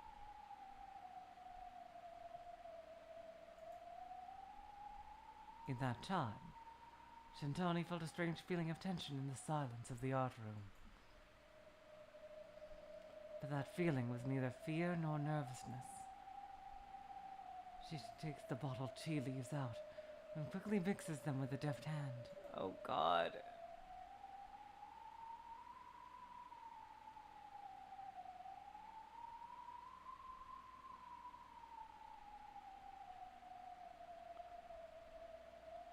The refreshing smell of herbal tea gently filled the art room. Oh, God. Doesn't it smell so nice? This tea is my original blend. It'll really help you relax. Oh, God. Subconsciously, she had put more emphasis on the word tea, on the word really, than she had meant to. She poured a bright red, almost poisonous-looking liquid into the cups. She passed the boy his cup, and he took it with both hands, as if to warm them. Oh, God. Oh, God! She suppressed her desire to reach out her hands and touch those long white fingers.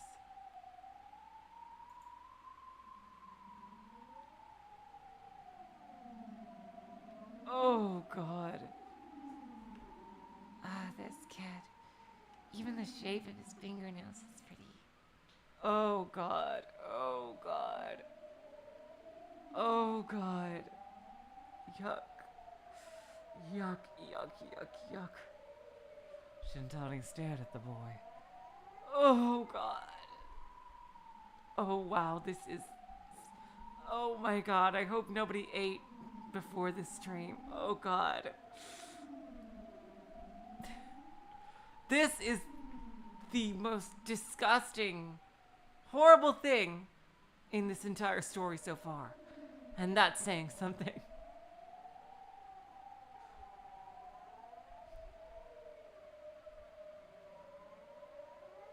Shintani stared at the boy, tasting him with her eyes, and he didn't seem to notice. Oh god. Oh god. Thank you for the tea, the boy said, as he rose the cup to eye level and gently placed it up to his lips. Please be a yokai, please. Gulp, gulp. Oh no.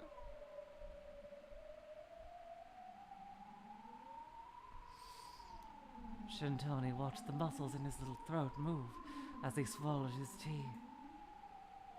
Jinka, she thought to herself. She felt like the queen giving a poisoned apple to Snow White. Yeah, if you're comparing yourself to a Disney villain, and not in the case of style, but in the case of, like, actually doing what they're doing to people, then there's something seriously wrong with you.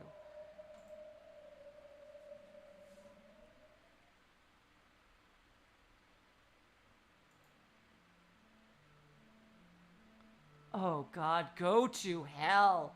Go to hell. Thank god they didn't show it, but...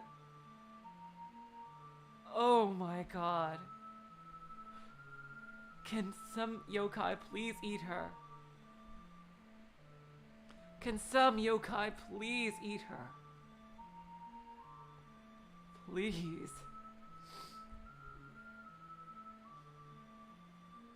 A dark gray smoke escaped from Shintani's mouth as she extinguished the cigarette she had been smoking on the edge of an empty can. The only place that Shintani ever smoked was in this art room. Smoking wasn't allowed in the staff room, and she wasn't about to let other teachers or students see her smoking. If she was ever caught smoking, the illusion the boys had of her, being a kind and beautiful teacher, would be crushed instantly. Thank God they didn't show it.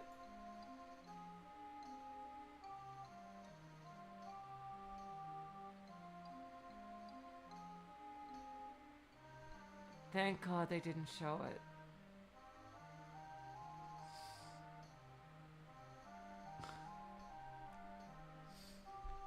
As stupid as she thought it was, Shintani still forced herself to maintain that illusion. It was more beneficial that way after all. Oh, God. Can someone please kill her? Please? Please, someone could just kill her, please. If she put on a cute smiling face, at her behest she could make a male staff member swap watch duty shifts with her. What a fucking thought. God, on top of everything else, jeez.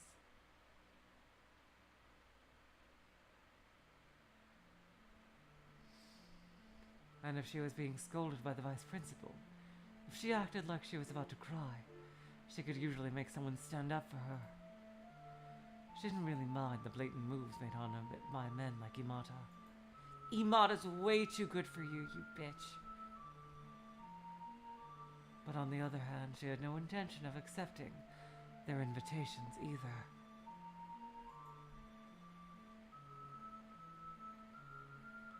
Oh, God.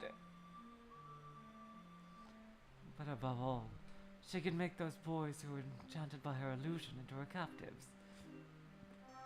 Just like this. In the back of the classroom on an old sofa, there sat the boy, defenseless and asleep. Oh, God! Breathing softly.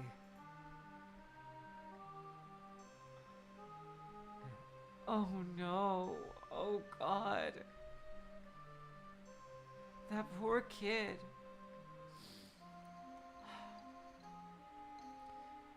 If everything goes as expected, he should wake up 2 or 3 hours after the medicine took effect. Ugh, fuck you. I do apologize.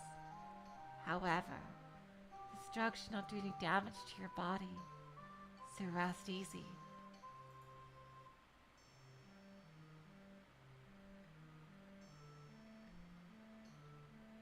Shintani muttered as she looked over at his empty teacup. Oh God. She then looked over at his distant sleeping face and narrowed her eyes. The light from the evening sun shone through the window. By now, most of the students participating in sports clubs have most likely gone home. Not a single voice could be heard coming from the other classrooms or halls. Being in this classroom wrapped in silence, it made her feel like they were the only living things left in this entire school. Ugh. Her and this lovely young... Oh, God! Ugh. Ugh.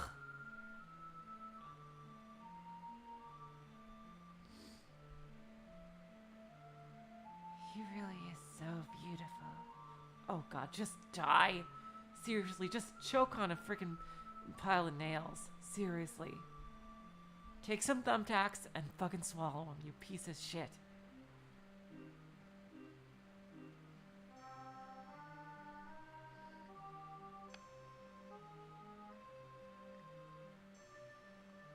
I wonder how long I've been like this. Oh, that's her. I wonder how long I've been like this. I wonder when I first started being attracted to young boys. Oh God. Oh God. Ugh. God. I've always liked younger men. I used to date those in lower grades in both high school and college. But without fail. Oh, now it's back to third-person narration. But without fail, each of her lovers would get older and become an adult. Even if they were childish and idealistic to start with, they would eventually grow past that and begin to look at the world from a more realistic point of view. Oh, God. You sick freak. And just like that, the beautiful little flower she knew would cease to be that way ever again. No matter the flower, it would eventually wilt and fade away. So, just as they would inevitably grow up, she would inevitably lose interest in them. I was not prepared either. Shintani loved those boy-like characteristics, and couldn't care less about things like manliness or physical strength. When she gave up on being an artist and became a teacher. Oh, God. Before long, she could no longer repress her extreme preferences. In front of her were real young boys. Real boys were all around her. Oh, God, my fucking stomach. Oh, God. And not a single one of those somewhat childlike men she dated before this could possibly compare. Oh, yuck. God. Shintani wanted to draw these beautiful boys. She wanted to make that single moment, that brief instant called boyhood, and capture it for an eternity. Ugh.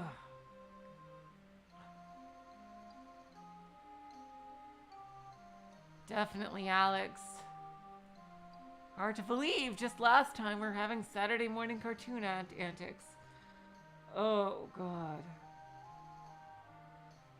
But no matter how much she drew, she just wasn't satisfied. Until finally she realized why.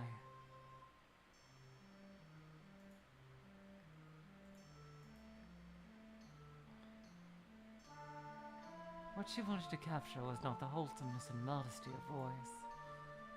What she wanted was much more immodest, no, downright immoral. Oh, God. To see them disgraced and corrupted by her own hand. A corrupted and miserable appearance. That was all she wanted to draw.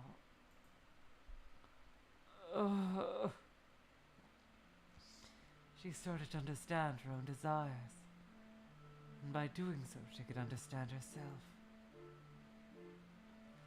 Please, someone just kill her, please.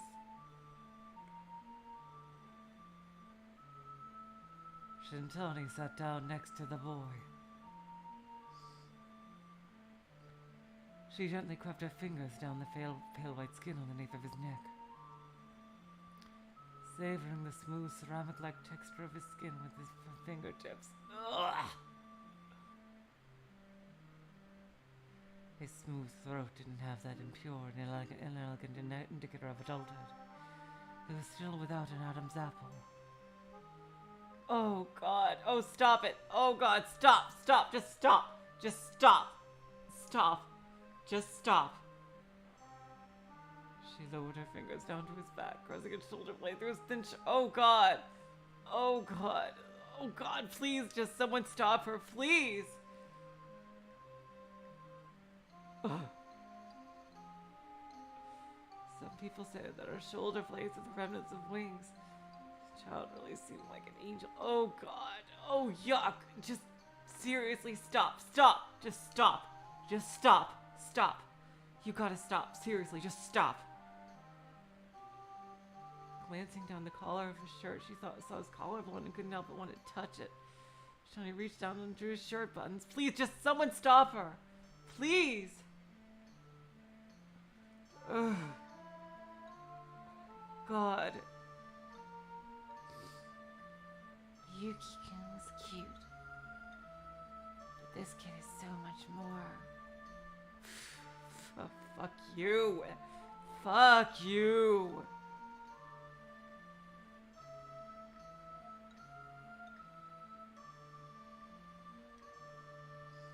Shintani recalled the beautiful little body of Nuki no. Ugh! Oh, God. Pure white and so sweet, like a honey that knows no impurities. But this boy whose name she did not know, his was unique and of the finest quality. Ugh. Yes. All the students at this school had their own nectar. Oh, God. This is just, oh, God. Oh, God, just please stop. Stop. Please stop. Students were just like bees, hurriedly carrying nectar around day after day, and the school was their beehive. And the bees bring their sweet nectar to the art room. Oh, And present it to me. Yes. I'm the queen bee. I'm the queen who reigns over this art room, and satisfied myself with the beautiful children. oh, God! Fuck you! Oh, God. What a dumb story that was. Yuki Noda was killed by the curse of Renoir of the art room. Shintani never once believed that ridiculous rumor passed around by the students. Oh, God. Yes, she obviously killed him.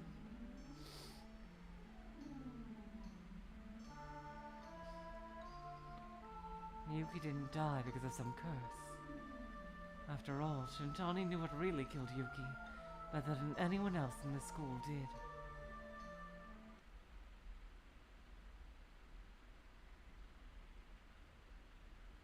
Oh, God.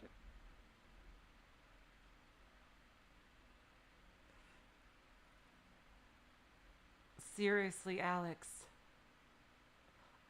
Void Dweller, my stomach is just...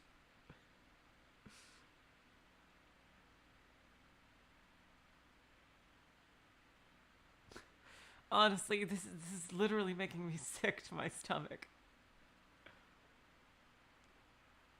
What are you doing, Shintani-sensei? Oh my god! Here we go! Are we finally gonna get some freaking recompense here? Oh god, please, someone kill her, please. This is literally just...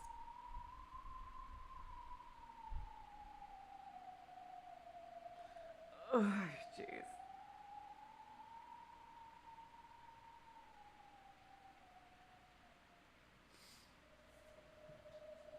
Suddenly, a voice rang out from behind, and Shintani's heart jumped in surprise. She whipped her head around in a flash, and standing there was a single girl. Renoir! Kick her ass! Here we go, come on! Kill her! Please just kill her. Kill her! Oh, thank God, Renoir. We have our yokai here to save the day. Oh, thank God we're done with that shit. Oh, God. Please just kill her. Kill this bitch. Kill her like 10,000 times over. Please, just kill her. I am begging you to just kill her, please. She had a transparent feeling of beauty to her. Every single human should have at least a faint smell of flesh or skin to them, but this girl had none of that. She felt transparent. But more so than her elegant appearance. What truly astonished Shintani was the girl's uncanny lack of presence or sound. Who are you? I think, I know I gave the French voice to another character, but come on, Renoir, and just look at her. It fits her way too perfectly. Even if you don't know who I am, I know who you are, Sensei. What?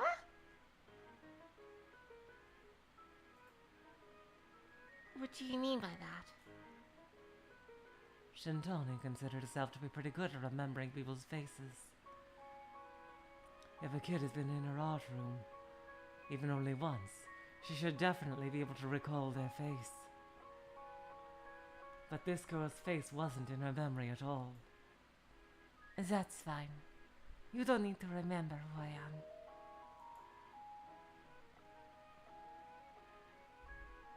The girl gave a slight smile. It was as if she were responding to the voice in Shintani's mind. By the way, Sensei, what are you doing to that kid there?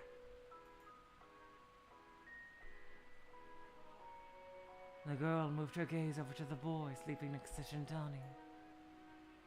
Shintani stood up in a panic, as if trying to avoid the question by separating herself from him.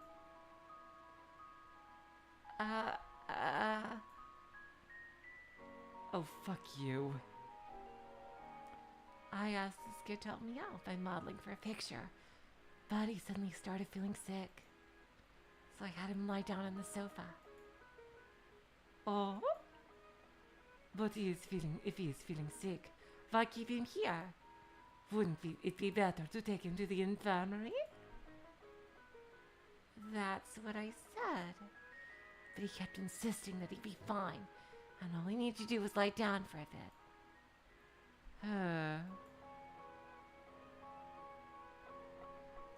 She lied to Renoir. You know what that means? Her fate is sealed. It looked like the girl accepted that answer for the time being. She wasn't exactly lying. He did say he wasn't feeling so well when he was starting to fall asleep, right after drinking the herbal tea.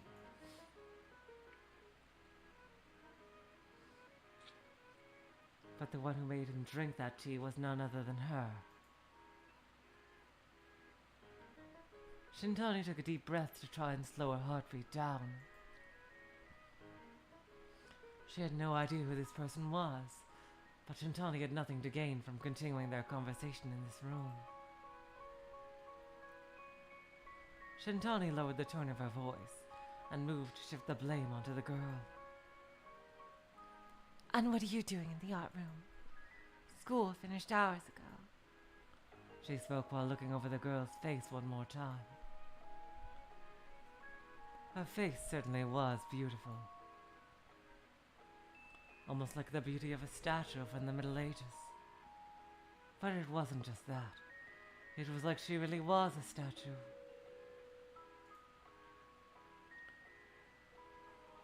She was cold, and didn't appear to have any warm blood flowing through her veins. It was almost as if her face was that of a wax figure, frozen in time.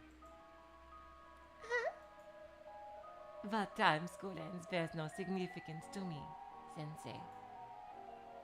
After all, I have nowhere to go home to. In this town, there were many households that had parents who worked both work full time. There are some students that will go home to an empty house. But others will sometimes choose to loiter around school after hours. Shintani knew this.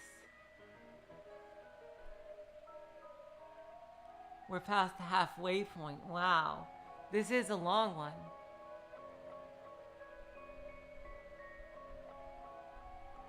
Damn.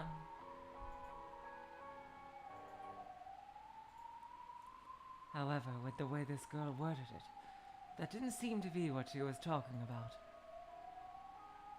Still, she was such a beautiful girl. Oh, fuck you. Describing her with such ordinary words is cute or pretty. Just doesn't do her any justice. Her devilish smile had such powerful gravitational pull that even a woman like Shintani couldn't take her eyes off it. It made her hair stand on end, as if claws of ice were running down her back. Oh? What's this? Did you draw these, Shintani-sensei? At some point, the girl had picked up Shintani's sketchbook. She had it open to a page that she was looking intently at.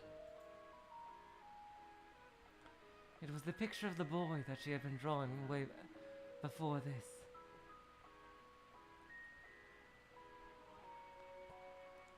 The only part she hadn't drawn of him was the face. Luckily, she drew everything beneath the neck first. Oh, God. Shintani had heaved a sigh of relief.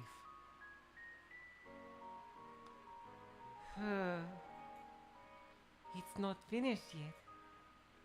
Yeah, since as you can see, he fell asleep. Ah, I see. Hey, Shintani-sensei. The girl peered into Shintani's eyes. Shintani shivered. It was as if her eyes were looking directly into her soul. If you want to, why don't you use me as a model in his place?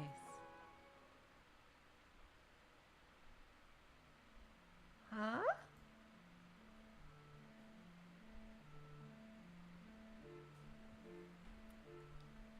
Upon hearing her sudden question, my eyes widened. You're going to have to stay here until he wakes up, right? So why don't you draw me, meanwhile? I would make a Titanic joke here, but it's not appropriate in the least.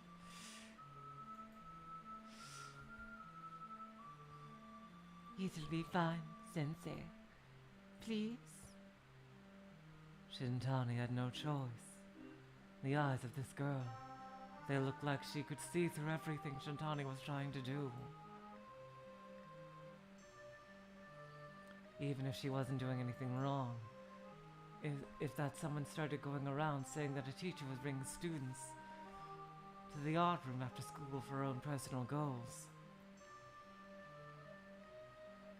it's entirely possible that she could be falsely accused of something. Yeah, falsely. Fuck you, falsely. Seriously. falsely.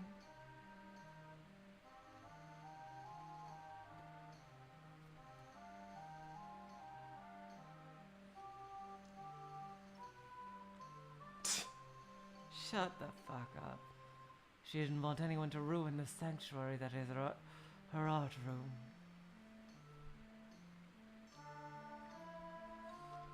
Wanting to avoid any trouble.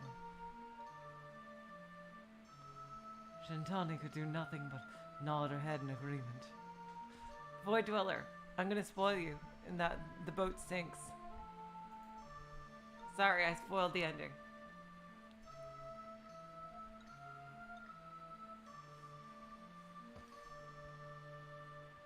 Wanting to avoid any trouble, Shintani could do nothing but nod her head in agreement.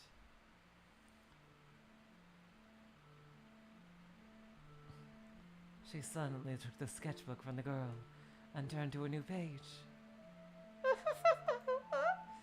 Thank you, Shintani-sensei.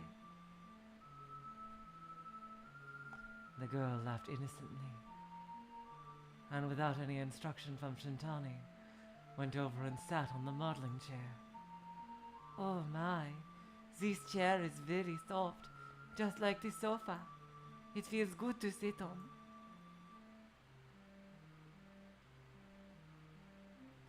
Don't move around too much. It makes it hard to draw. Oh, don't worry. I'll sit still. But, can I at least move my mouth to talk?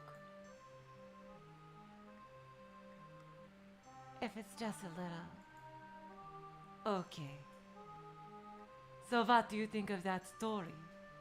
The one the students have been talking about recently. Renoir of the art room. Shintani's hand stopped right in the middle of getting a pencil out from a pencil case.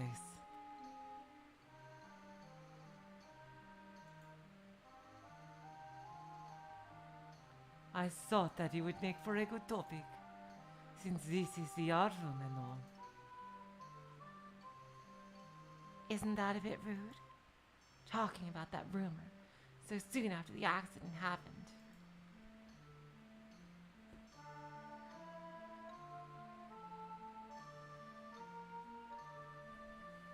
Her voice got caught up in the back of her throat. Oh? Then you think he's... Yukinoda-kun says, was an accident, then. Not the curse of Renoir of the art room? Obviously. There is no such thing as curses. The girl smiled pleasantly. Well then, have you heard the other rumor? Other rumor? Yes, the one that Yukinoda-kun was being bullied.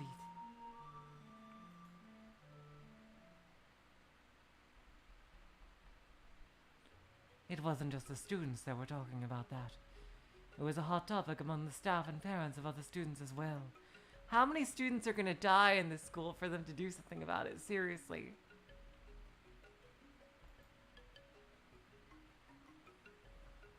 When they found Yukinoda's body in the art room, they discovered a lot of scars that were made when he was still alive. Oh my god! Oh my god. Wow. And you thought it couldn't get any worse. Oh my god. Yuki's parents questioned the school on whether he may have been bullied by someone in his class. Wasn't that just a rumor? His homeroom teacher and fellow classmates all said that he wasn't being bullied. Yes, it's true that they never found any evidence that he was being bullied. That's why he wanted to die.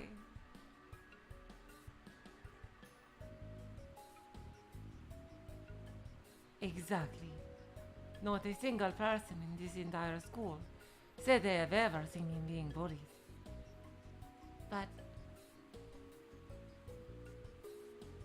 Does the absence of evidence really prove that he was never bullied? Aren't there still places he could come into contact with violence without any of those people seeing? For example... Oh, that was her, I'm sorry. But does the absence of evidence really... never mind. I forget who said that. The girl paused in the middle of her... Oh, that was her. Okay. God damn it. In the middle of her sentence and turned only her head to look over the door to the art room. A unique sort of classroom that can be locked from the inside. Just like this one.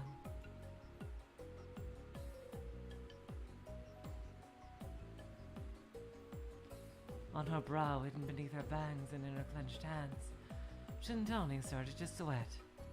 Yeah, sweat, bitch! Have you heard this, Sensei? Apparently, the marks on Yuki-kun's body didn't look like they were simply from him being punched or kicked.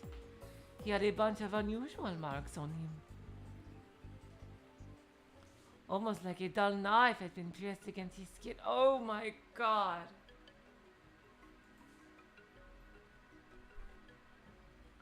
Still staring down at the sketchbook in her hands.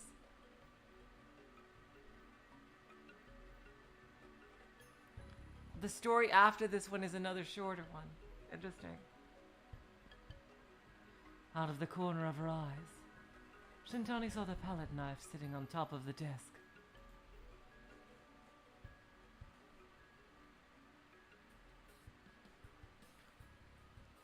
How much time do you think is left in this story, apparition? She waited a moment not to seem suspicious, then stood up holding her sketchbook. Under the guise of getting a different angle on the girl, she moved toward the desk with the knife sitting on it.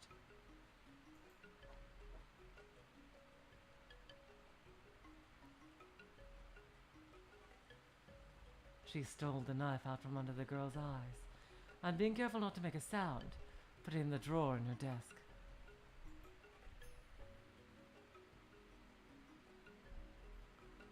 About 50 to 55 minutes? Yeah, I might as well just do the whole thing this time, apparition. I might as well just do the whole thing. It'll be a little over 3 hours, but you know what? Seriously, I really do just want to get this done in one, and the last few Higanbanas have been short, and also I'm not that tired. I was actually afraid I was going to be tired earlier because I was feeling really sleepy earlier in the day. But, yeah, now I feel fine. I don't feel tired at all, so that's good. Yep. It's okay. She didn't notice. Shintani let out a sigh of relief. While still standing there, she made a few strokes in the sketchbook with her pencil before slowly returning to her own chair. I've been thinking. Maybe Yuki-kun wasn't being bullied at all.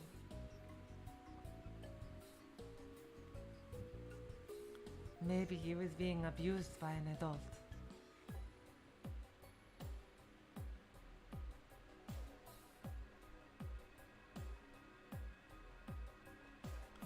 Why do you think that? The burn scars.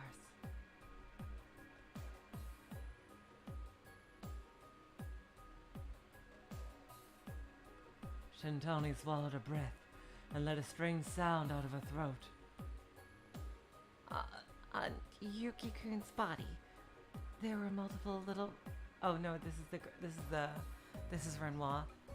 On Yuki-kun's body, there were multiple little round scars from burn marks that looked like blisters. Almost like someone had been burning him with the end of his cigarette.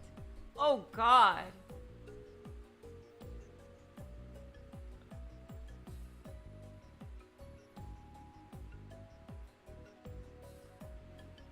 Shintani once again looked over at her desk. She would draw too much attention to herself if she walked over to it again. However, there was no real reason for her to worry. She made sure to put her cigarettes into the drawer earlier. I can't wait for Renoir to kill her. I really can't wait for Renoir to kill her.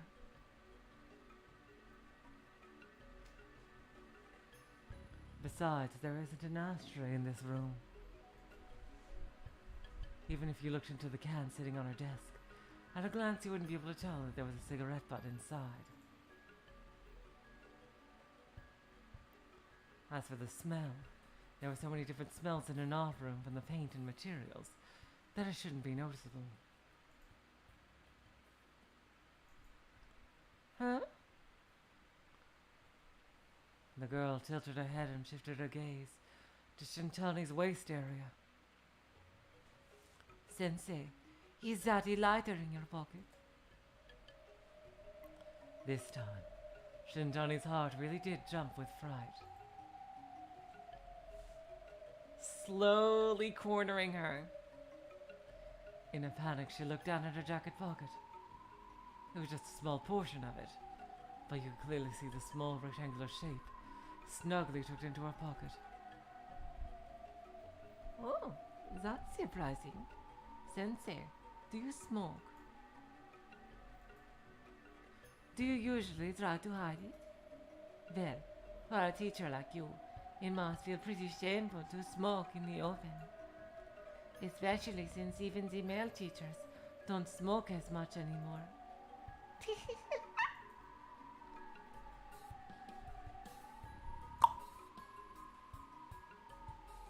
Shintani must have put too much strength behind the pencil she was drawing. Squirm, you bitch! I want to see you fucking squirm!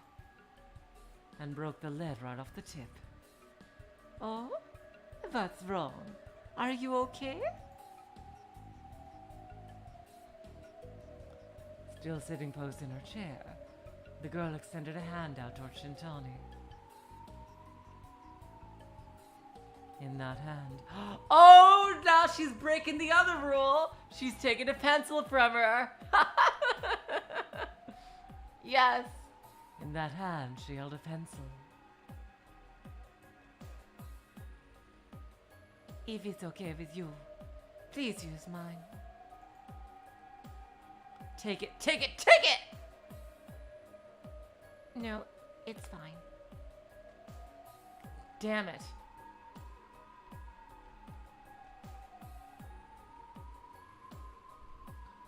Shintani reached into her pencil case, got out a box cutter and started to sharpen her broken pencil. Damn it.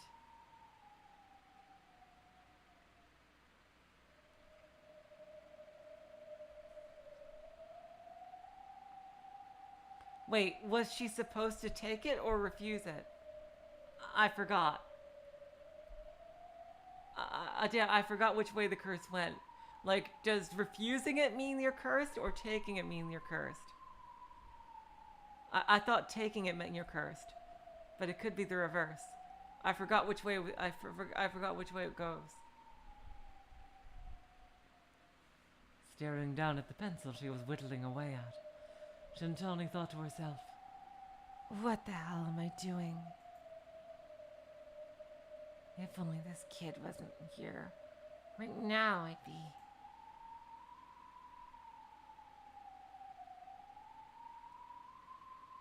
No, it's not like our chances were ruined.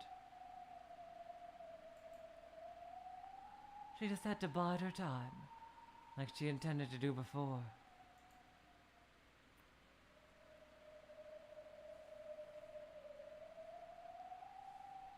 Be patient and wait for another day.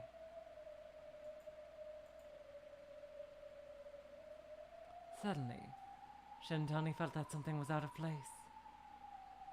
Where did the girl get that pencil from just now?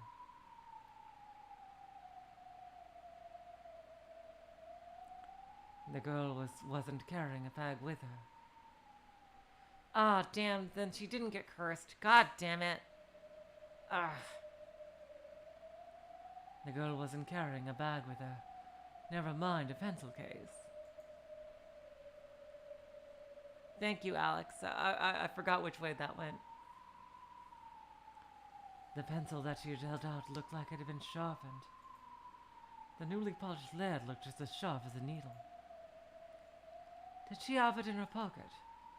No, she probably wouldn't have been able to carry around the pencil in her pocket without ruining the sharpness of the lead at least a little.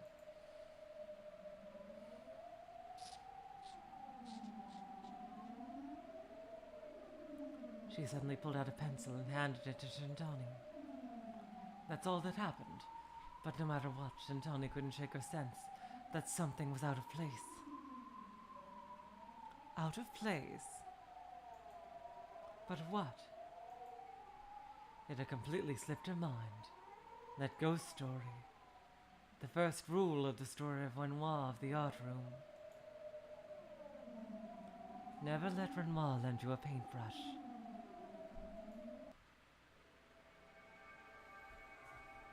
And that's a pencil, not a paintbrush, though, unless the Japanese word for it, like, can mean both, because I know that is, for some things. A cold sweat ran down Shintani's back. Hell yeah! I want you to be scared out of your fucking life. Would a pencil count as the same as a paintbrush? What would have happened if she had accepted that pencil? Would she have broken the rule?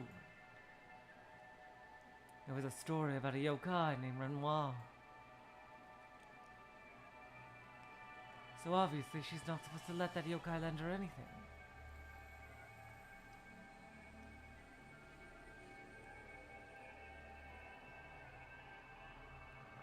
But what about a random girl she doesn't even know the name of? That's not breaking the rules, right?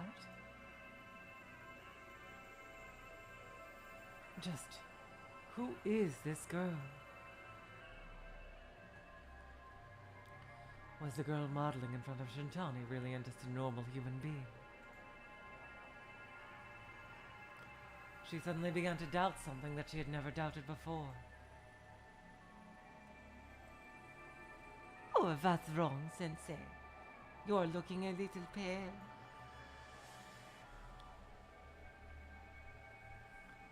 Why am I doing this?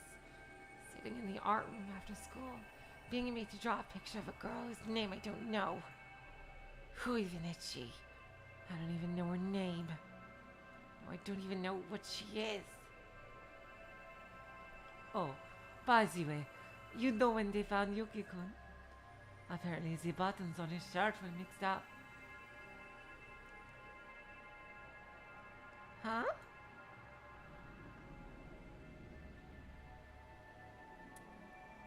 Buttons?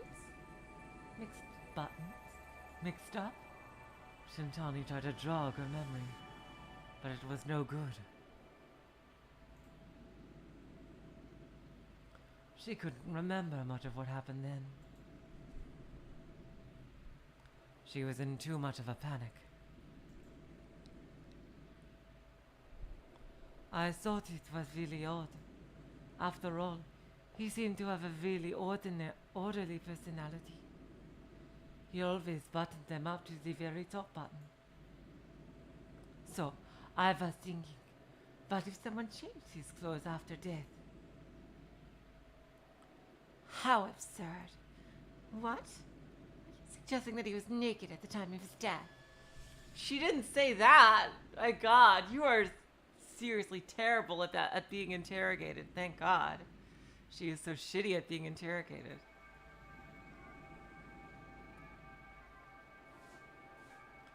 As she spoke, Shintani noticed something. The burn marks, the messed up buttons on the shirt. Why did this girl know all of these things?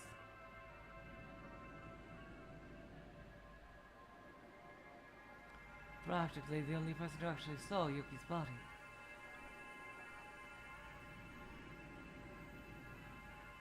Was the teacher who found it after school.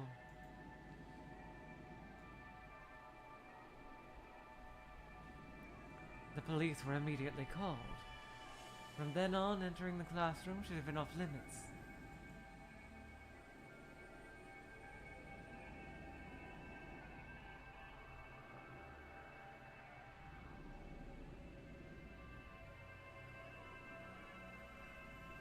There shouldn't have been any opportunity for a student to get a look at his corpse.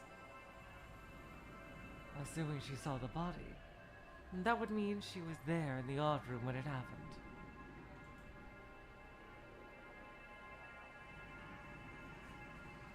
Shintani and Yuki should have been the only two people in the room, but she was there.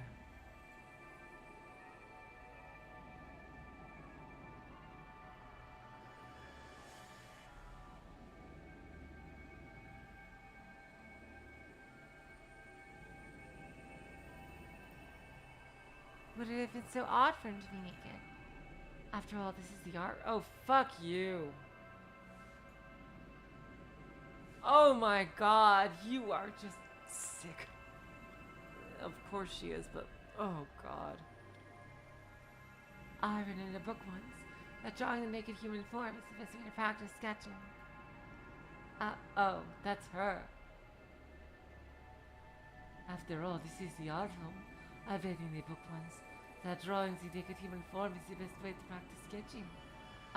By the way, Sensei.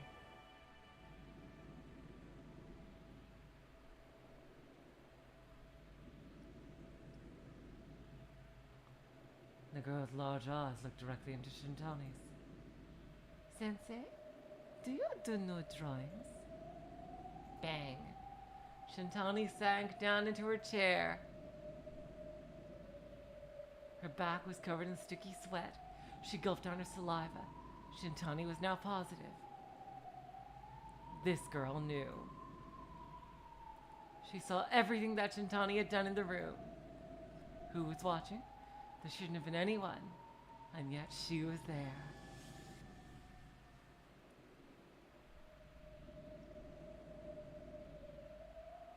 In that case, she must have been there all along. The only possibility is that she's not human.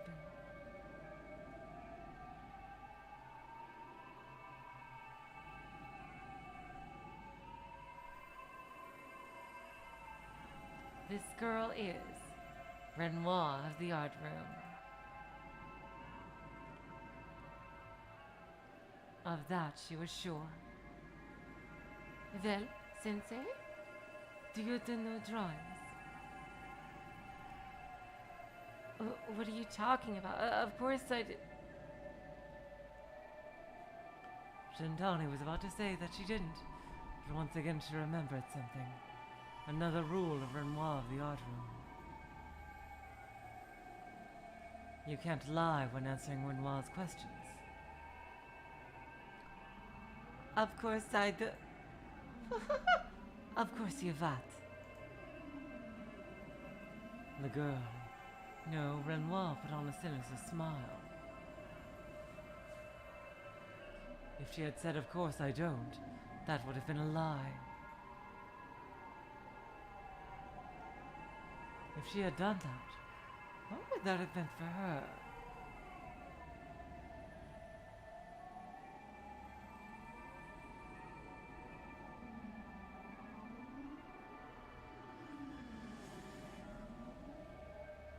If she had done that, what would that have meant for her?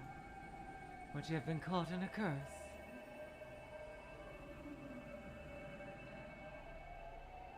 There was no doubt about it now. This girl before her was not human. Shintani began to understand. Understand that the being in front of her eyes obviously lacked even a hint of humanity. Renoir had asked if she drew new pictures. She can't lie. That was one of the rules.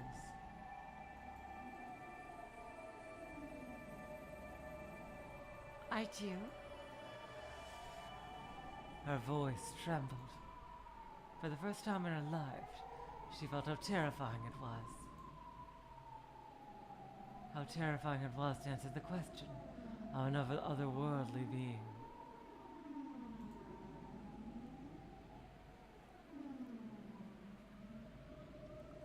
Just like you said, it's difficult to draw the human body. So it's good practice.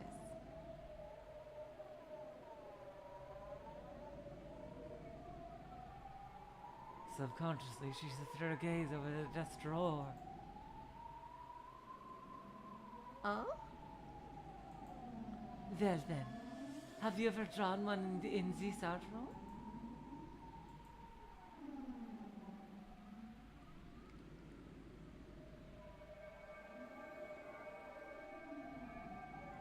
Shintani closed her mouth. She couldn't answer with a lie. While keeping silent, Shintani recalled Yukinota's beautiful...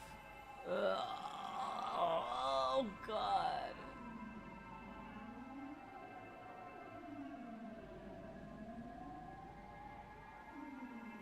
Ooh, Alex, damn, that is a good burn.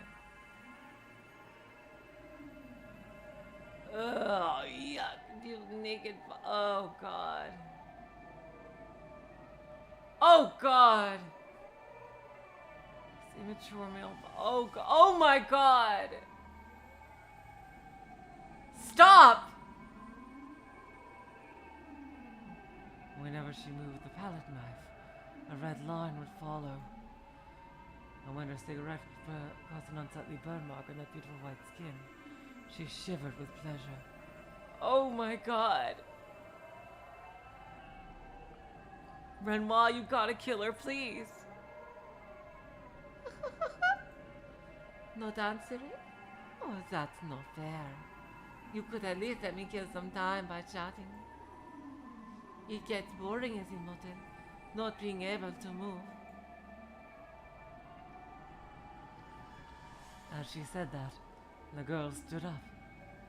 All she did was stand, but it almost felt like Shintani was being looked down on by a giant.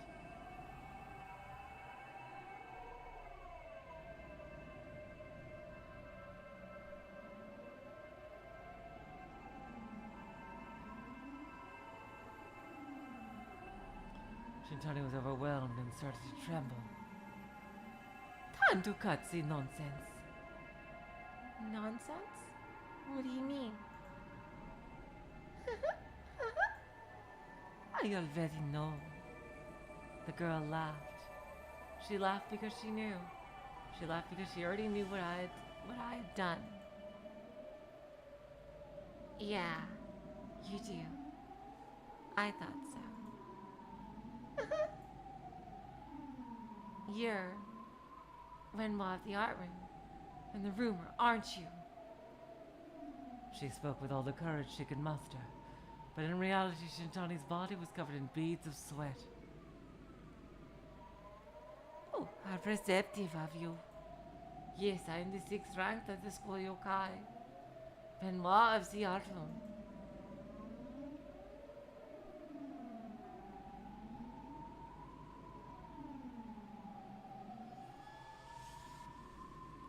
At last, the girl gave her name.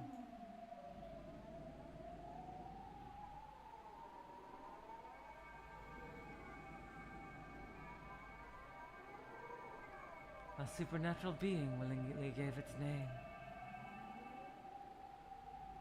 But oddly enough, by hearing her name, the fear that Shintani felt slightly lessened. By knowing who was standing in front of her, she gained the ability to prepare herself for what was coming.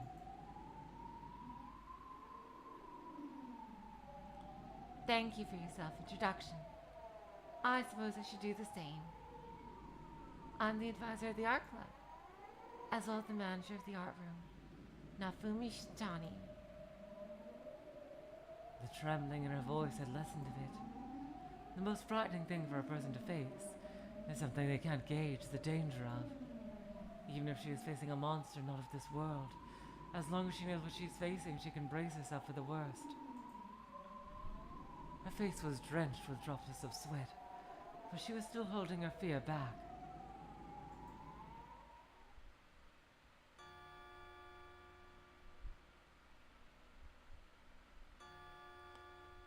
To suddenly appear before me like this. What business do you have with me? You sure ask some stupid questions.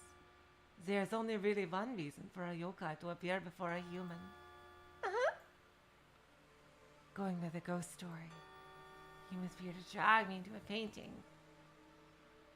That is how Renoir hunts. These paintings are my mouth.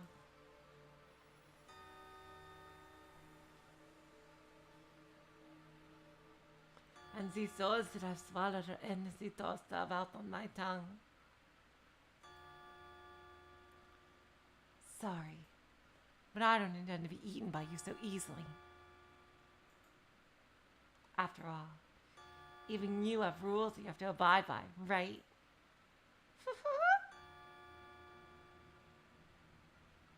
You can't let Renoir lend you a paintbrush. Isn't that what you're trying to do by lending me a pencil earlier? Not bad. You're right, if you had taken the pencil. Right now you would be inside the painting.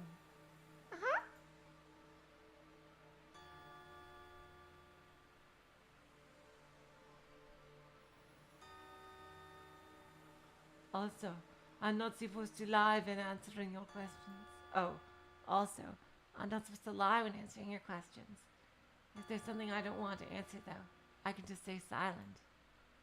It's not that hard to not lie if I look at it like that.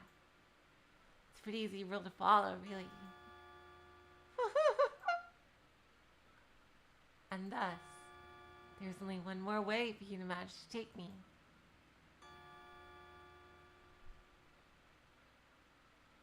If Renoir points to one of the pictures in the art room and asks you who made it, you have to answer the name of the artist correctly.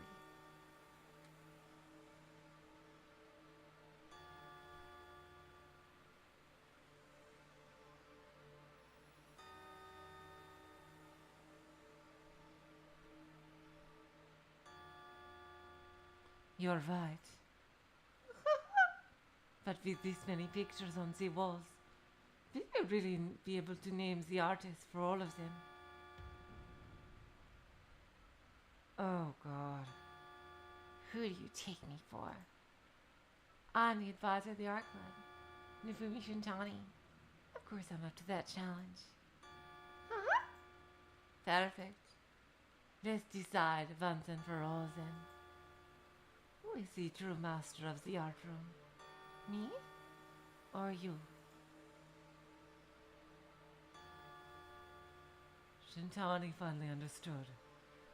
Earlier, she compared herself to a queen bee, and this school that the beautiful little bees gathered to bring her honey, she compared to a beehive.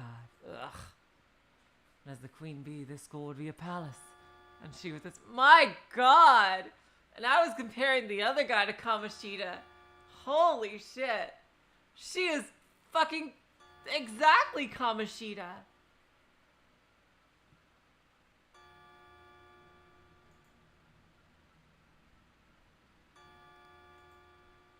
As a yokai who calls herself the master of the art room, you're pretty boring. That's just it. We couldn't care less if you humans used this school to study during the day. But we're not about to let any of you trespass on our nighttime domain.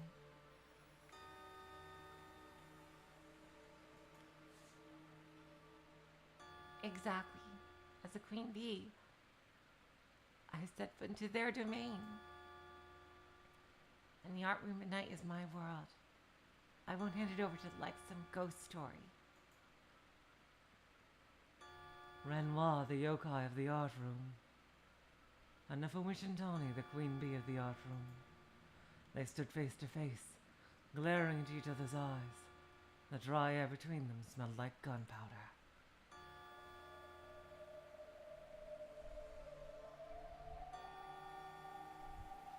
Shintani gulped and looked around at the artwork surrounding her. It'll be fine. I know all of these. I should know all of them.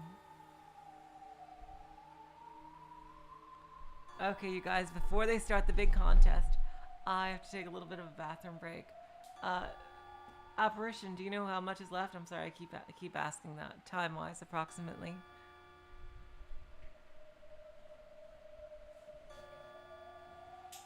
I'm sorry, just gonna take a little bit of a bathroom break.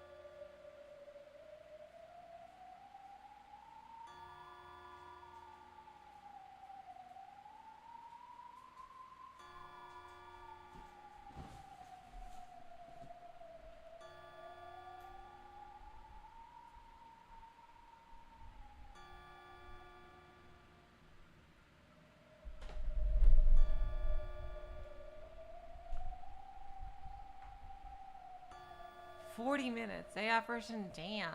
Wow.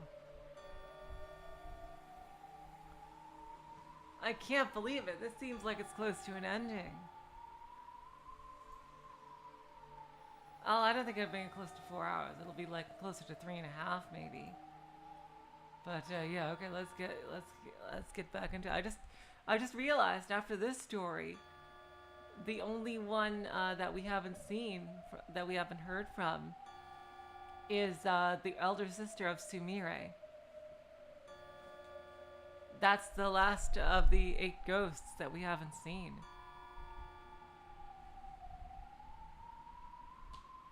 Yeah, it's like 1:30, 1:34 in Australia right now, yeah.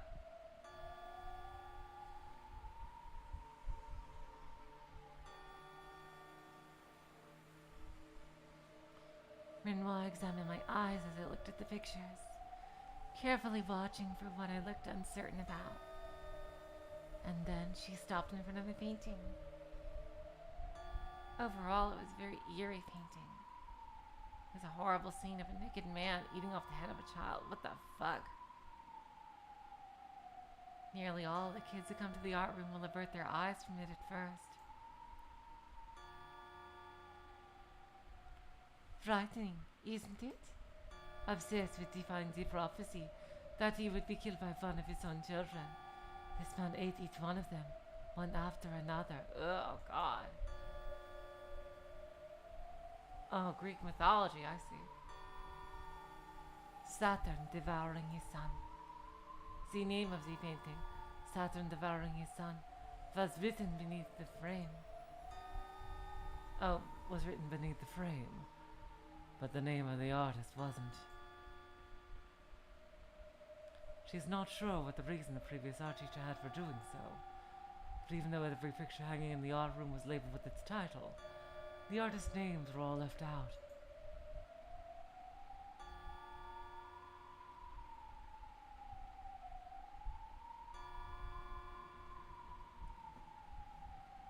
So, can you tell me who did this painting?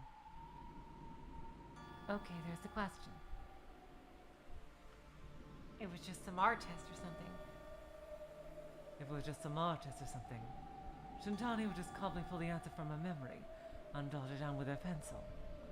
If she gets the question wrong now, it could mean her death. That pressure made it harder for her to think. It's Goya. Can you tell me the full name? Francisco de Goya, right? That should be right. It has to be. She gave the answer quickly and correctly. So why was Renoir smirking like she had gotten it wrong? Do you really have so little confidence? I wasn't expected to be taking an art test at this age. So, was I correct? What's the answer? Then taking a test. Don't the students have to wait until the end to figure out what they got right?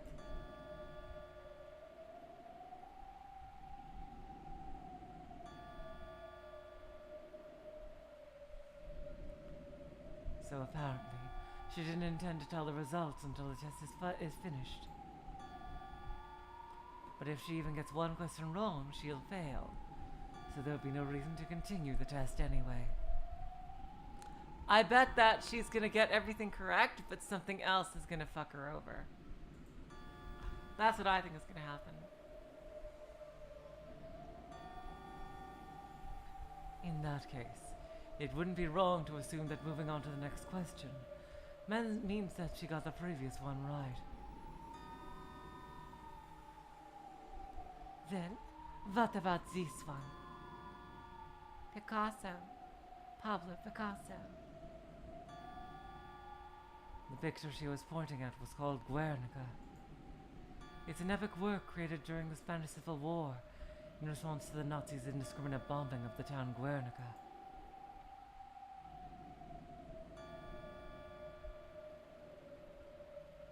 Interesting operation. There's only one more really long one. out of like, there's how many? There's like 3 or 4 left, right? Besides the all cast review. Yeah, I never got pop quizzes in school either.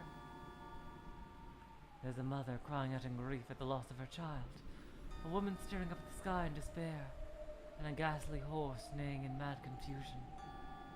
So see a masterpiece that portrays the horrors of war.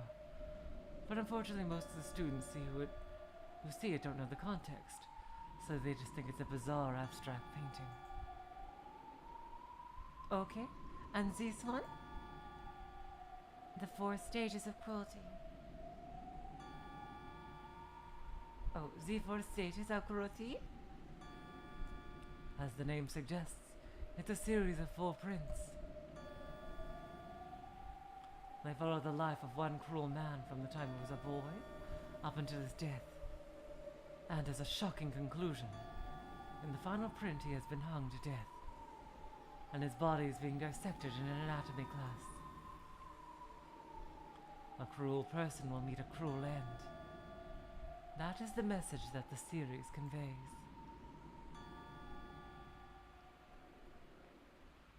But the kids who see this one can't understand that, and more or less think that it's just a gory picture. You chose such great pictures. Thank you. I'm only choosing the ones I like.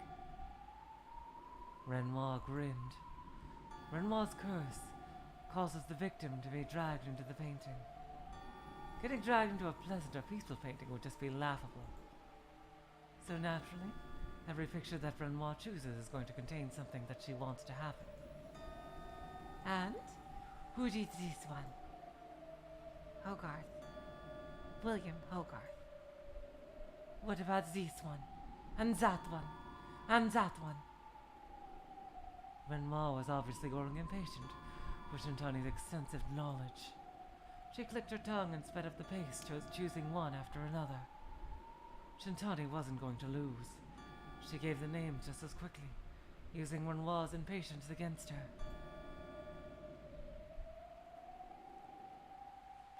Eventually, Shintani realized something. The more questions she answered correctly, the quicker Renoir's breathing became.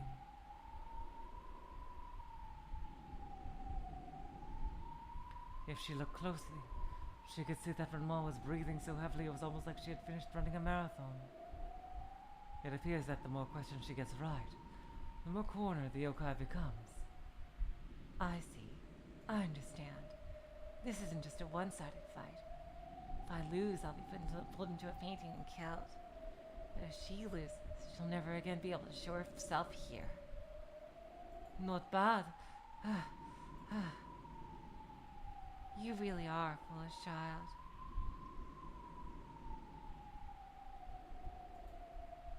This is what you get for not choosing your enemies carefully. You're right. It seems that I've underestimated you.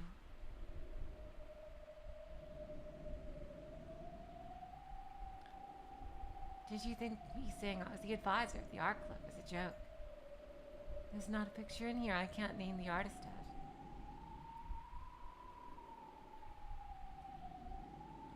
Shintani asserted that she had the upper hand. With her mental superiority, she could freely fully answer to any of Renoir's questions out of her memory. There was no longer anything she was afraid of. Are we finished already? Or are you so worn out that you need to take a break? Yeah, it looks like I may need to do just that. Dripping with sweat and slightly smiling, Renoir once again sat down in the modeling chair. Hey, Sensei. What about my question from earlier? Are you not going to give me an answer?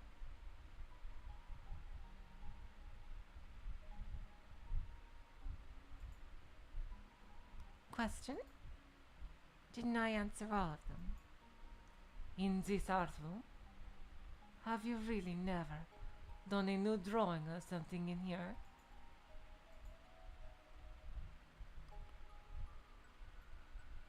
She had no intention of answering. According to the rules of Renoir of the art room, she couldn't lie when answering a question. If Renoir asked for the name of an artist, she had to answer. But she was not obligated to answer any question other than that in any way. And so Shintani calmly replied to that question with silence. Whatever scheme you're trying to pull, it's not going to work. I'm the master of this art room. Hello, Fawful. Welcome to the stream. It's almost done, but yeah. But do you really think I'm so close-minded as to not let a yokai take up residence in it during the middle of the night? How's this for a deal?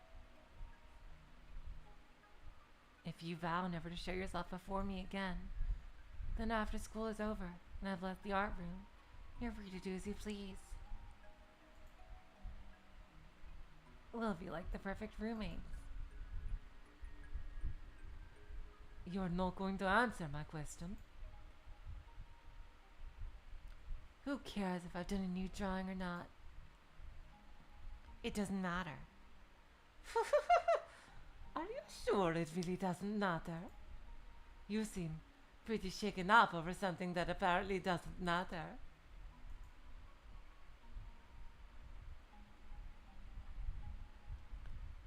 Renoir should be the one who's cornered right now.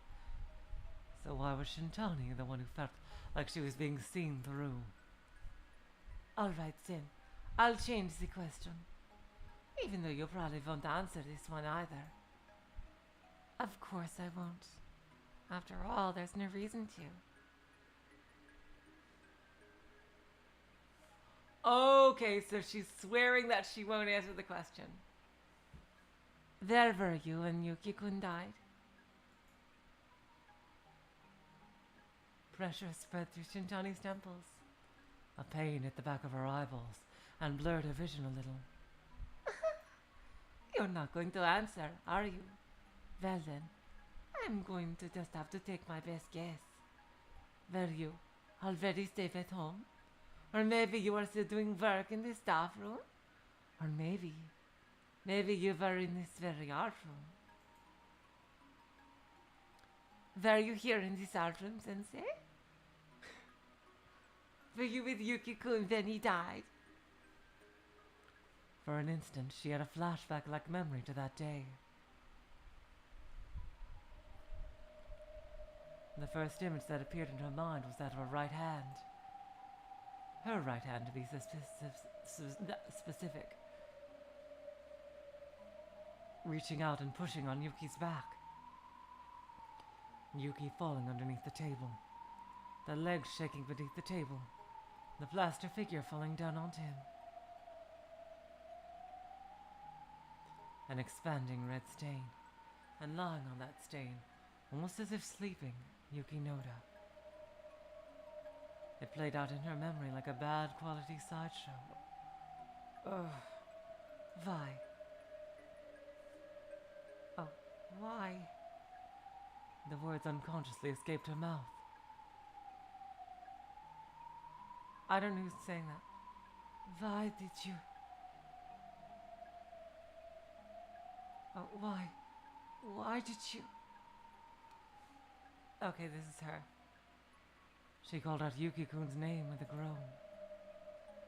I didn't mean for that to happen. When I reached out my hand, I didn't mean to shove you away.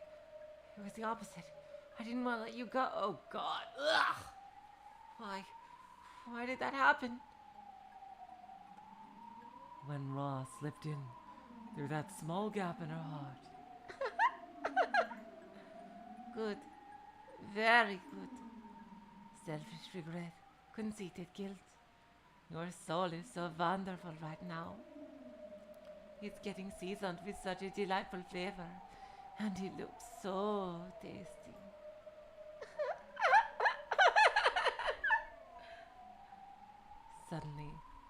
Suddenly, Renoir snapped her fingers, and like magic, the desk drawer opened on its own.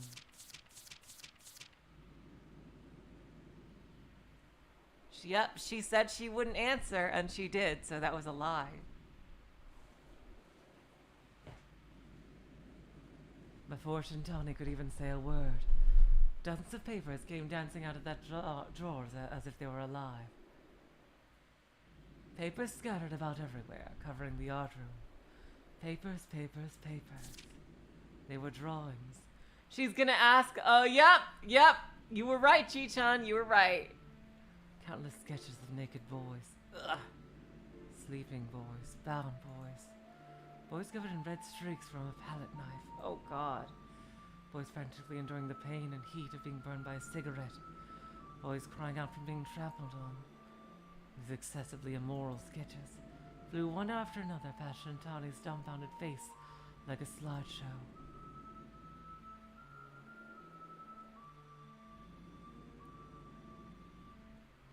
Slowly, Renoir stood up. Her face was shrouded in darkness. Her expression could not be seen, but an oddly horrifying red and black energy surrounded her whole body.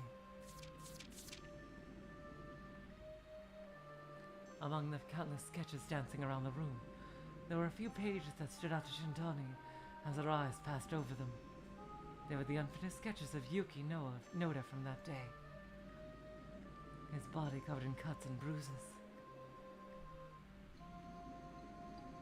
His face looking worn out. His expression of desperate perseverance with a hint of sadness. Now, this is the final question of Renoir of the art room. Answer this for me, Shintani-sensei. Who draws these pictures? These sketches are proof, indisputable proof, that Nafumi Shintani lustfully assaulted the young, pale body of Yuki Noda. And now she had to admit it. She had to truthfully answer the name of the artist of the pictures that Renoir was pointing to. Come on, answer me, Shintani-sensei. Who drew, Who drew these pictures? and by admitting to them, the date and time are written on those sketches. By admitting to them, she is admitting what she was doing and who she was with just before the death of Yuki Noda. It was an accident, but it wasn't just any old accident. He went into the art room alone and had a horrible accident all by himself. What was there for her to admit? No, this isn't funny. The art room is my hive. This is the royal throne of the queen bee. This is where all the beautiful little bees and their honey I can go up there. So as much as I want! In the case that Yuki Noda's death goes public, my paradise will be ruined. I will be broken. Come on! Answer me! Tell me! Tell me who drew these pictures! Oh no, she said it. Nafumi Shintani. I did. Oh no, Shintani replied coldly, and suddenly the sound of glass being broken echoed through the room. And Renoir stopped moving. A huge crack streaked across Renoir's chest, and then after suddenly shaking, she broke into a million pieces. Oh no. Oh, Higanbana, please, just kill her. Oh, Higanbana, please. Then, standing there was an entirely different black-haired girl.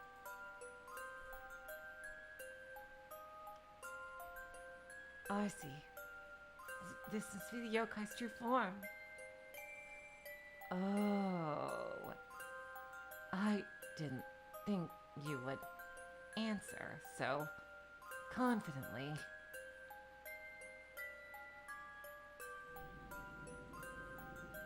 It's true. I drew those pictures. So what?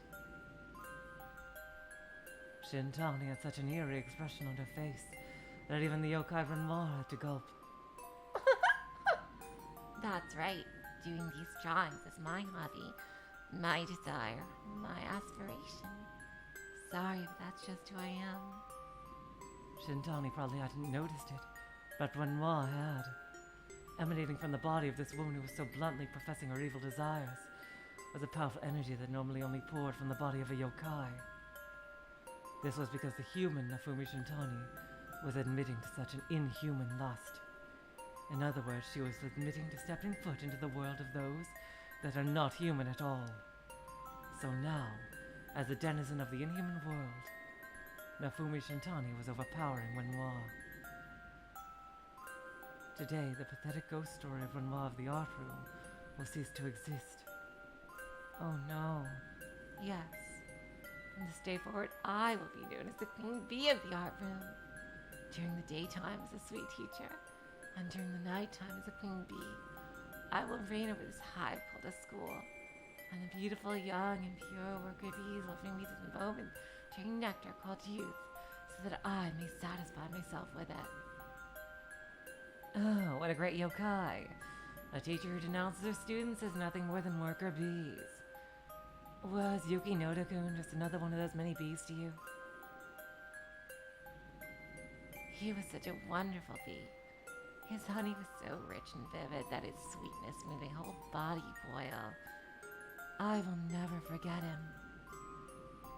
With him gone, I lost such a valuable boy. He liked you, you know. Although being such a young boy, naturally he was unable to realize it for himself. I know he did. He liked me. He was an age where he should be wanting his mother's affection. But for some reason he was longing for another woman. It was a bittersweet feeling. Oh, God. He was too young to realize that what he felt was love. But that was fine, because I'm too old to feel such young love. Ugh. Please, Higanbana, kill her. Please kill her. Shintani proactively licked the end of her little finger in an obscene manner. Yuki Noda certainly was a charming young boy. Not because of his pure white skin. By falling in love with me. He was able to turn the tables and accept all of my lust. Ugh! Yuck! Ugh! If no one serves the queen bee, she cannot reign. If a worker bee does not have the admiration as an adoration of their queen, they are not allowed to qualified to serve. Oh, God. Yuki Noda had those qualifications, so I allowed him to serve me. Oh, God. But this is a bee's hive, and countless worker bees are bustling within it. He isn't the only worker bee that brings me his... Oh, God, this is just so disgusting. Oh. Just that he was qualified to serve me. Now that he's gone, I will declare it with great pride. He was not the most beautiful gem around. There are other kids more beautiful than he was. There are other kids that I'm interested in. You're such an awful teacher, and believe me, I've seen my share of awful teachers, especially in this school, but... Oh, jeez, you take the cake. Hell, you take the whole goddamn bakery. He bravely accepted your wicked desires with his whole body. But instead of feeling sorry for him, you say he was not the most beautiful gem around? Jeez. Yeah, he was great, but he wasn't the best. Or rather, his usefulness just ran out. He tried to run away from me. He should have just continued to serve me. He played along with your shameless desires. Isn't that enough? That's just the thing! At that time, at that moment, he lost the qualifications to serve me. What a stupid kid. If he hadn't done that, he wouldn't be so dead right now. You're gonna call that boy. And you treat it so horribly as your plaything? A stupid kid? Really? Yes, I will. He was a stupid kid. He should have been a doll that only I could look at and only I could play with. You are the epitome of selfishness. He showed his affection for you, and you sacrificed his body for your desires until you couldn't take it. He couldn't take it anymore. And you're not even the least bit sorry. Oh, God, please just kill her! Of course I'm not! I'm the queen bee! The other bees show their affection to me and I will enjoy their honey! I am the queen of this art room! It should be an honor to serve me! Those who don't feel honored are fools who need to know their place! And am I sorry for Yuki-kun? Not even in the slightest! After all, I'm the queen. Oh, God, you are not even a fucking serf. Oh, God.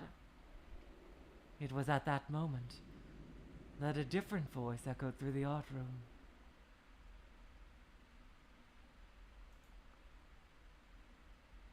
I don't know who's saying this.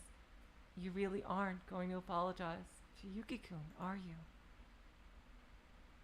There's someone else in this room besides me and Renoir? Stunned, Shintani reflexively turned toward where the voice came from.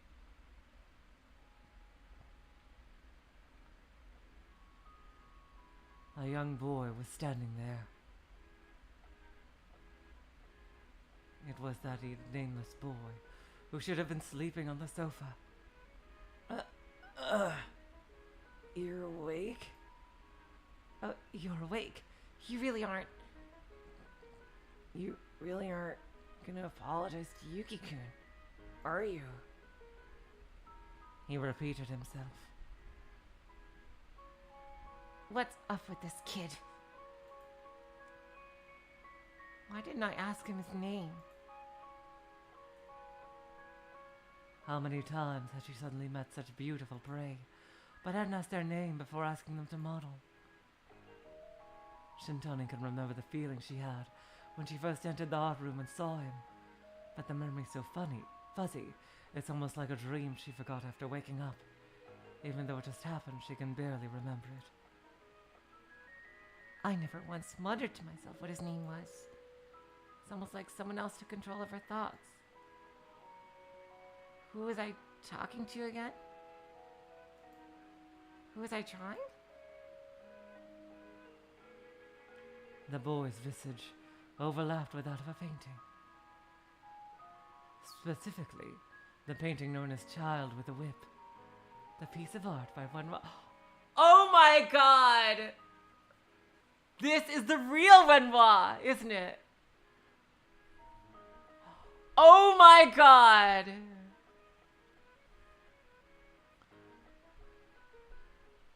Is this the real Renoir? Oh my god. The girl in the painting has long hair and is wearing a skirt. The boy's hair is long. Oh my god! Is this the real one? Is this the real Renoir? This boy's hair is long, he doesn't have a skirt, but his face And his eyes. I just realized what felt so out of place. I feel like I've seen that boy's face somewhere before. That's what's been bugging me. This boy is... Oh my god!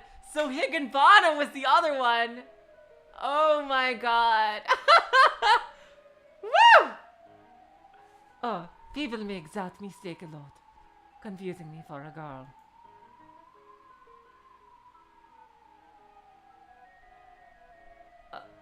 Damn it.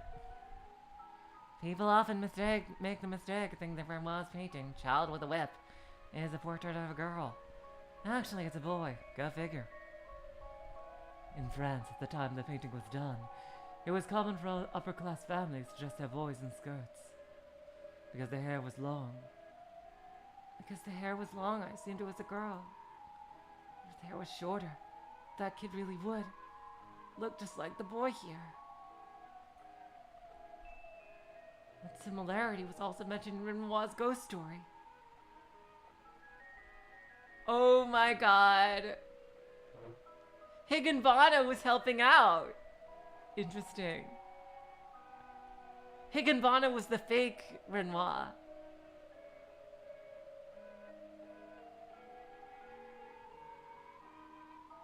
And 5. Renoir looks just like the kid in the painting, Child with a Whip, hanging on the art room's wall. He cut his hair. Oh. He cut his hair, so I didn't realize it. Besides, thinking back on it, he said something earlier. During our conversation when I was drawing and modeling. I'm sorry. I'm not really used to doing this, so... Oh, I'm sorry. I'm not really used to doing this, so... Don't worry. It's your first time being a model, right? No. Actually, I've done it once before, but that was a long time ago. Before. How long before was that? He didn't mean it was a month and or a half a year before. He must have meant much, much longer before. In other words, during another era.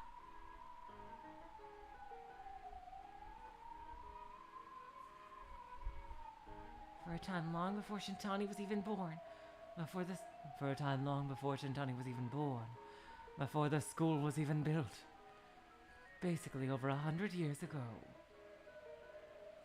Also, there was something else she thought to herself when she was drawing. That this boy's face was cuter than most girls out there. And if he were to wear girls' clothes and a wig, there are very few people would even suspect him of being male. That is to say, for his hair was longer, and he was wearing girls' clothes, like a skirt, then he could be mistaken for a girl. Shintani imagined what he would look like.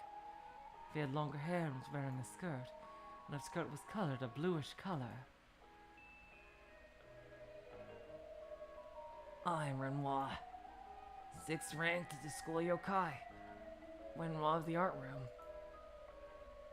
And I'm Higanbana, but you already knew that, you know, because I'm the name of the game. Bada bing. The 3rd ranked of the school yokai. You know, you may have heard of me. The dancing Higanbana. That makes no sense. They were both yokai? As a yokai, I've been asleep for a very long time. Because I was asleep for so long, I've yet to recover all my power. I can only occasionally make my presence known. That's how far my power has fallen. So, Higanban is helping me. Her soul doesn't really fit in my tastes. But as long as I'm getting my share of it just by helping your hunting little... Well, I guess I can't complain.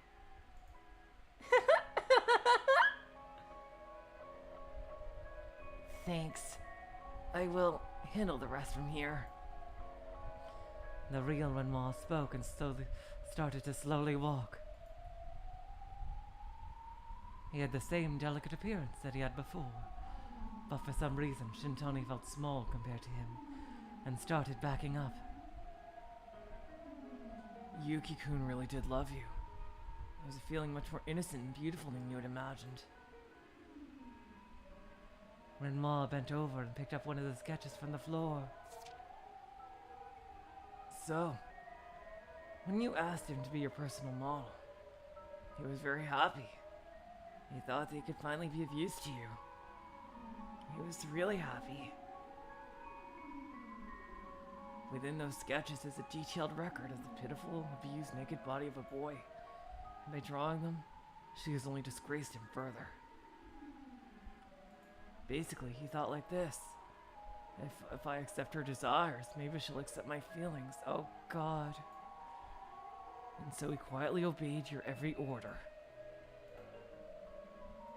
Exactly. That's called a servant. He's my beautiful slave, and obeying my orders is his purpose. Yep, Higanbana borrowed Yukari's voice.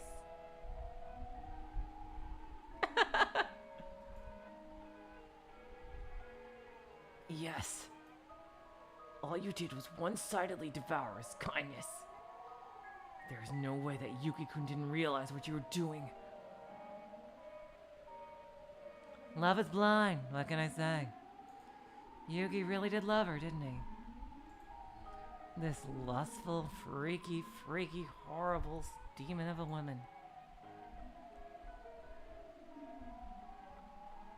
And on that day, for the first time, Yuki-kun resisted you. On that day, for the first time. Oh, for the first time, Yuki pushed away Shintani's hand when she tried to undo his shirt's buttons. Sensei, please stop. He spoke in a hoarse voice. Oh, goddammit. He spoke in a hoarse voice, refusing me for the first time. I couldn't forgive that. I'm a queen. I own you, and yet you resist me? I wouldn't forgive that. I was furious. I violently tried to remove his clothes from him. Oh, God. Yuki got scared and tried to run out of the art room. Yuki-kun got scared and tried to run out of the art room, and you pushed him on the back. And he fell into the legs of the desk. And that's when this plaster bust lost its balance and... It was an accident. I didn't mean to push him. I was just trying to grab his shoulder. He fell down his own and rolled out into the desk on his own. It was just bad luck that the bus fell and hit in a vital spot. It was all an accident. It wasn't my fault. So she says. You're right. It may have just been an accident. But that wasn't what I wanted to know. That wasn't it at all. Yeah. Oh? Okay then. What do you... Renoir's face still had the same indifferent expression as before. But he was so dreadfully overpowering that she couldn't help but avert her eyes and retreat even further.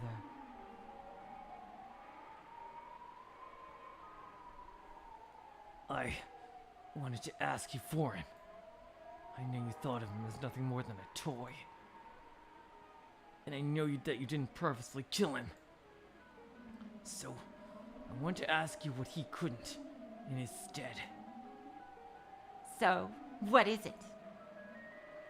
And you've already told me. It was such an unfortunate answer. What was it? What did I answer? Your answer was that you're not even the least bit sorry for Yuki-kun. For that one instant, Renoir's expressionless face became twisted. You made Yuki-kun into your plaything, and were at least somewhat responsible for his death, and yet you wouldn't embrace any apologetic feelings for him. I cannot forgive that! Woo! Woo! Yes! Go, Renoir! So I will hunt you, so that Yuki-kun can rest without regrets. I brought assistance from Higanbana, and appeared before you here.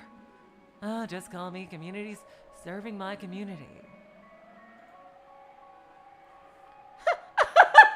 So that's how it is! Yuki-kun's soul was able to disguise itself as you and become a yokai!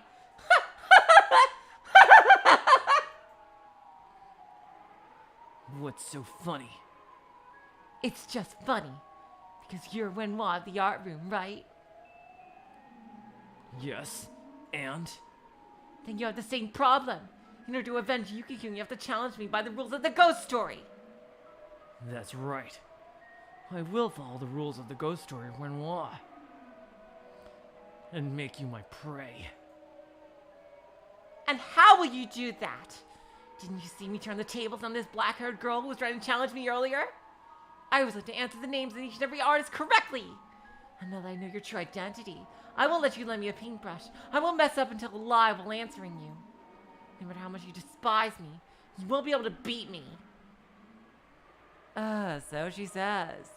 Johnny, tell her what she's won.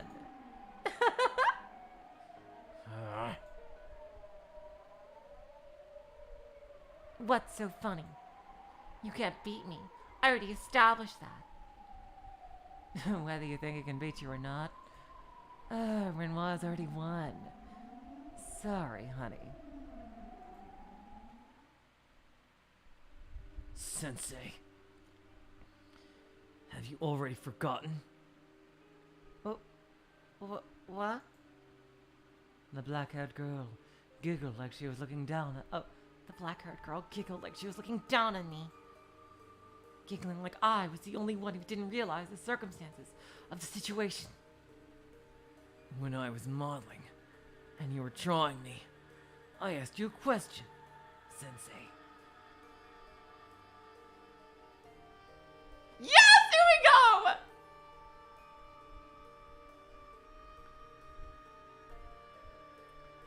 Why did that accident have to happen to Yuki-kun? Who can say? I don't really know. Why did that accident happen to Yuki-kun? I knew. After all, he died right in front of me. Oh, why that accident happened to Yuki-kun? I knew. After all, he died right in front of me. That's right. I knew! Here we go. Yes! Finally, catharsis! But you said otherwise. You said you didn't know. Even though you knew, you lied and said you didn't. Bada bing, bada boom. We gotcha. Do you know what that means? Do you know? Oh, this is my favorite part. Oh, God. I wish Marie was here to see this. She would really love this. I know she says she doesn't like gore, but I have a feeling in your case, she would. I think I would get a smile on her face out of this.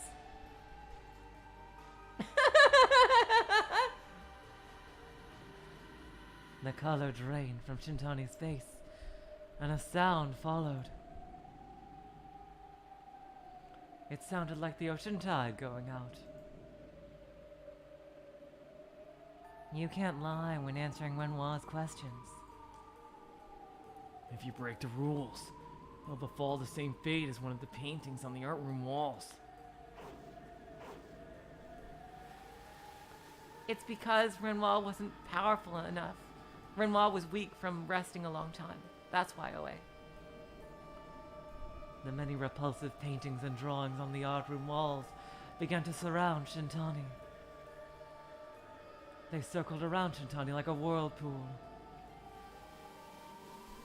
Would she be... you know what? I want her to be put in every single one of the paintings.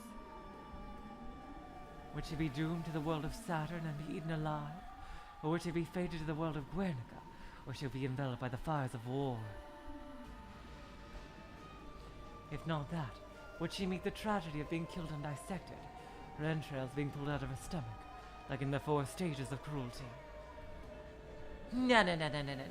They're all horrible. Oh, no, they're horrible! No! If you would have apologized to Yuki-kun, I would have just left it as being an unfortunate accident. Because he loved you to the very end. Stop! No!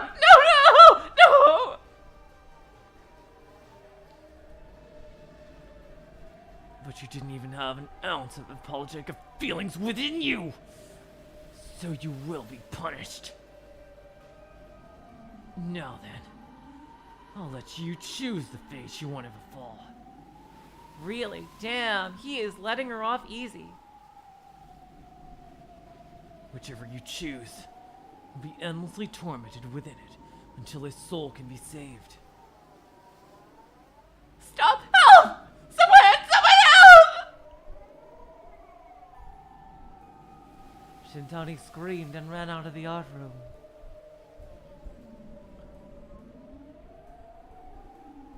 And in doing so, she looked exactly the same as Yuki did when he tried to escape from her. As she ran, she bumped into the art room desk. There used to be a plaster bust there, but ever since the accident it had been removed, so it could not be a punishment. She ran out of the art room. Oh, please step on the 13th step. And with a shrill scream, she dashed down the hall and practically leaped down a flight of stairs.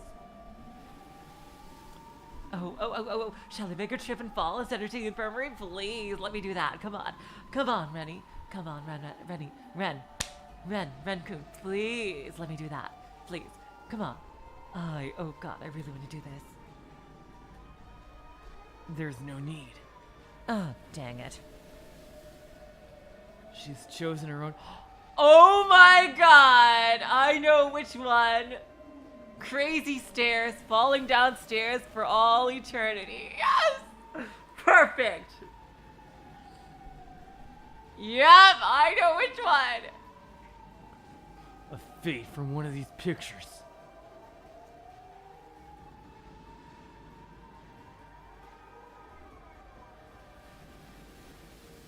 Renoir looked at one of the pictures hanging on the wall. Higanbana noticed the painting as well, and read the name card. Ah, I see. Ascending and descending. Ooh, that's a good one. By the way, who drew that one? Mortis Cornelius Escher. Wow, I've never heard the whole name said out loud like that. Oh my god, yes! Yes! Yes! Oh my god, she's gonna fall downstairs for literally all eternity.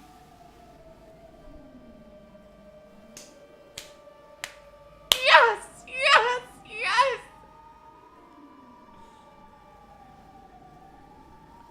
Shintani violently forced air out of her lungs and then sucked it back in, confusedly forcing herself to swallow oxygen as she frantically ran down the stairs. She wanted to get as far away from the art room, as far away from the school as possible. She was so extremely afraid and anxious that she could no longer feel her legs.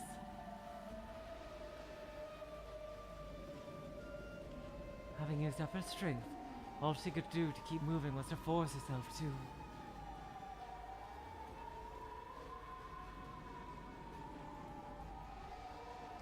I can't stop moving. I have to run away. Run faster. I have to move my left foot, right foot. Faster, more. Driven by fear, she will never notice. No matter how many stairs she goes down, and down, and down, she will never reach the next floor. She'll just keep winding down the same stairway landings, over and over again. Like a hamster in a wheel, she'll continue running as if something was chasing her. Running in circles forever, down an endless staircase. Eventually she may realize that she's on an endless staircase that doesn't go anywhere. But she will never stop running. For if she does, she'll be dragged into one of those terrible pictures in the art room. And that fear will spur her on for all eternity. But eventually she may realize that she's already in one of those pictures. For some reason, she couldn't stop crying. Good. But she didn't know what emotion was causing it. Was it dread or despair? Or perhaps she was finally feeling remorse for her actions. Tears flowed from her eyes, snot from her nose, and saliva from her mouth. Liquid dripped from her whole body as she ran down that endless staircase. If there is a hell, this would be it. Yes! Oh, good. Oh my good. Yes. Oh my god, that. Oh, good. Yes, seriously.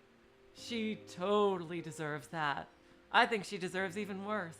But just knowing that if she ever stops, she will go into one of those paintings, that is even better. Oh my god.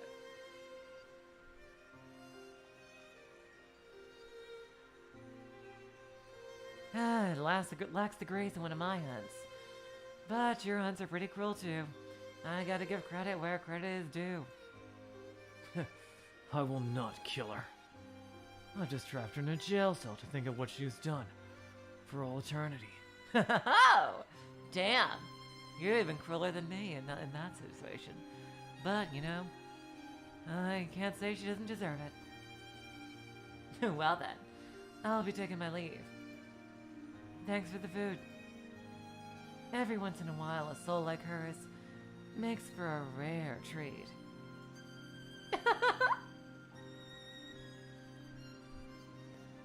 Just as Higanbana was about to disappear, she happened to notice something.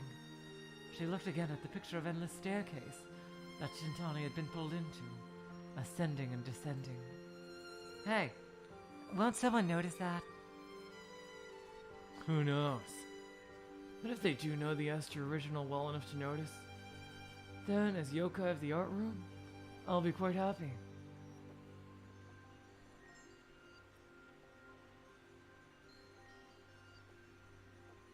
In the picture, there are numerous people drawn walking around that endless staircase, and among them, a single woman was added. A pitiful, exhausted woman, with tears smearing makeup down her face. And even though her legs are worn out, she will continue to be forced to run down those stairs for all eternity. All right. See you some other time. Try to save up some strength for your next hunt. Otherwise, you'll be worthless next time you're in a pinch. Sumiri's been working pretty hard too, you know? Yeah. There are some bad kids that goof around in the art room every once in a while. Might be a good idea to give them a little punishment. Bye, Renoir. See you later. Ciao. Or au revoir, as the case may be. Probably one of Class 13's homerooms. Away I fade into the ether.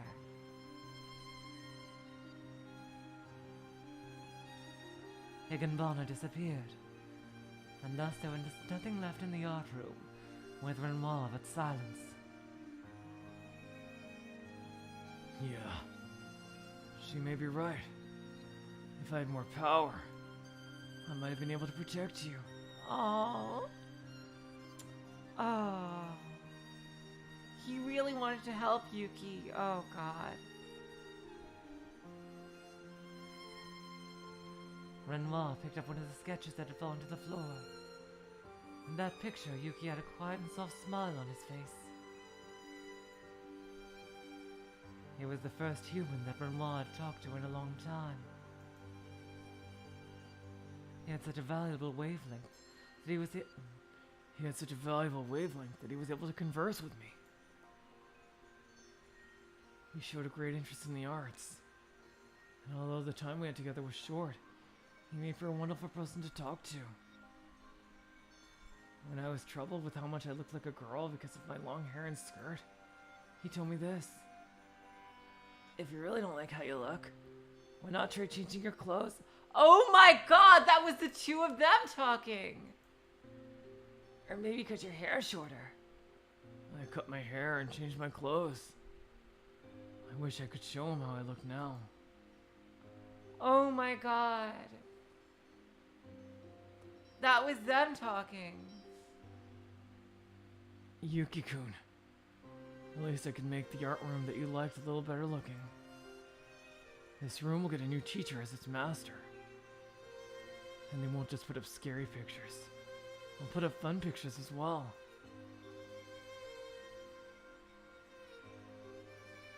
I thought back on the various pictures we discussed that day.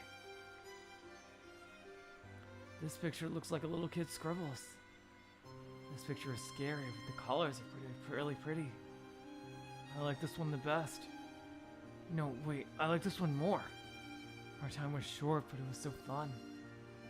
Since I became a school yokai, I never thought that I would have such a fun conversation with a human. Humans are just prey. It's our job to make them live in fear. That's what I thought, but... That's right. Higanbana said that she too once had an interest in a human. Apparently the 8th ranked girl used to be a human too. While on the other hand, there are humans with lust-filled souls like Shintani. Sometimes there are humans that make us want to forget we're yokai, like him. They're so interesting, those humans. There are as many different kinds of humans as there are motifs in art.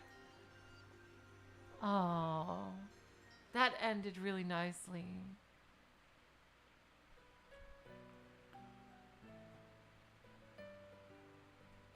I think it is, Chi-chan. After that, every once in a while, there were whispers of the story of Renoir of the art room. A story about a strange boy that will talk to you if you go into the art room after school when nobody should be there. But because he will get absorbed in a discussion with kids who love art, it doesn't sound like that scary of a story. Aww! Oh, that is a nice ending.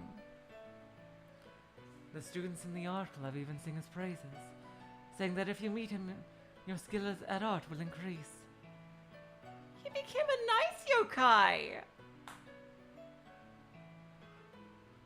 But you mustn't forget to show respect. Yokai will tolerate those who show respect, but those who don't... There still hasn't been a single student who has noticed the extra woman in the Escher print on the art room wall.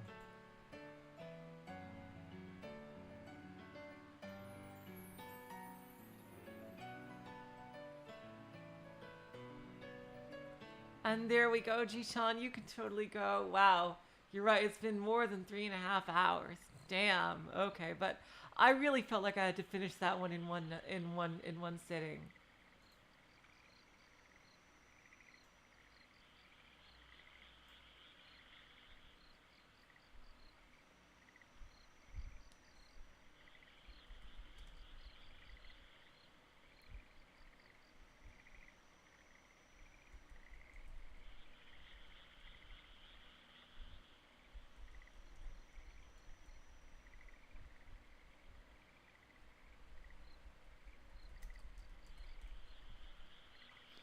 I think I changed the title of the stream to something more appropriate, but yeah, I think yeah, I just really wanted to get that one done in one.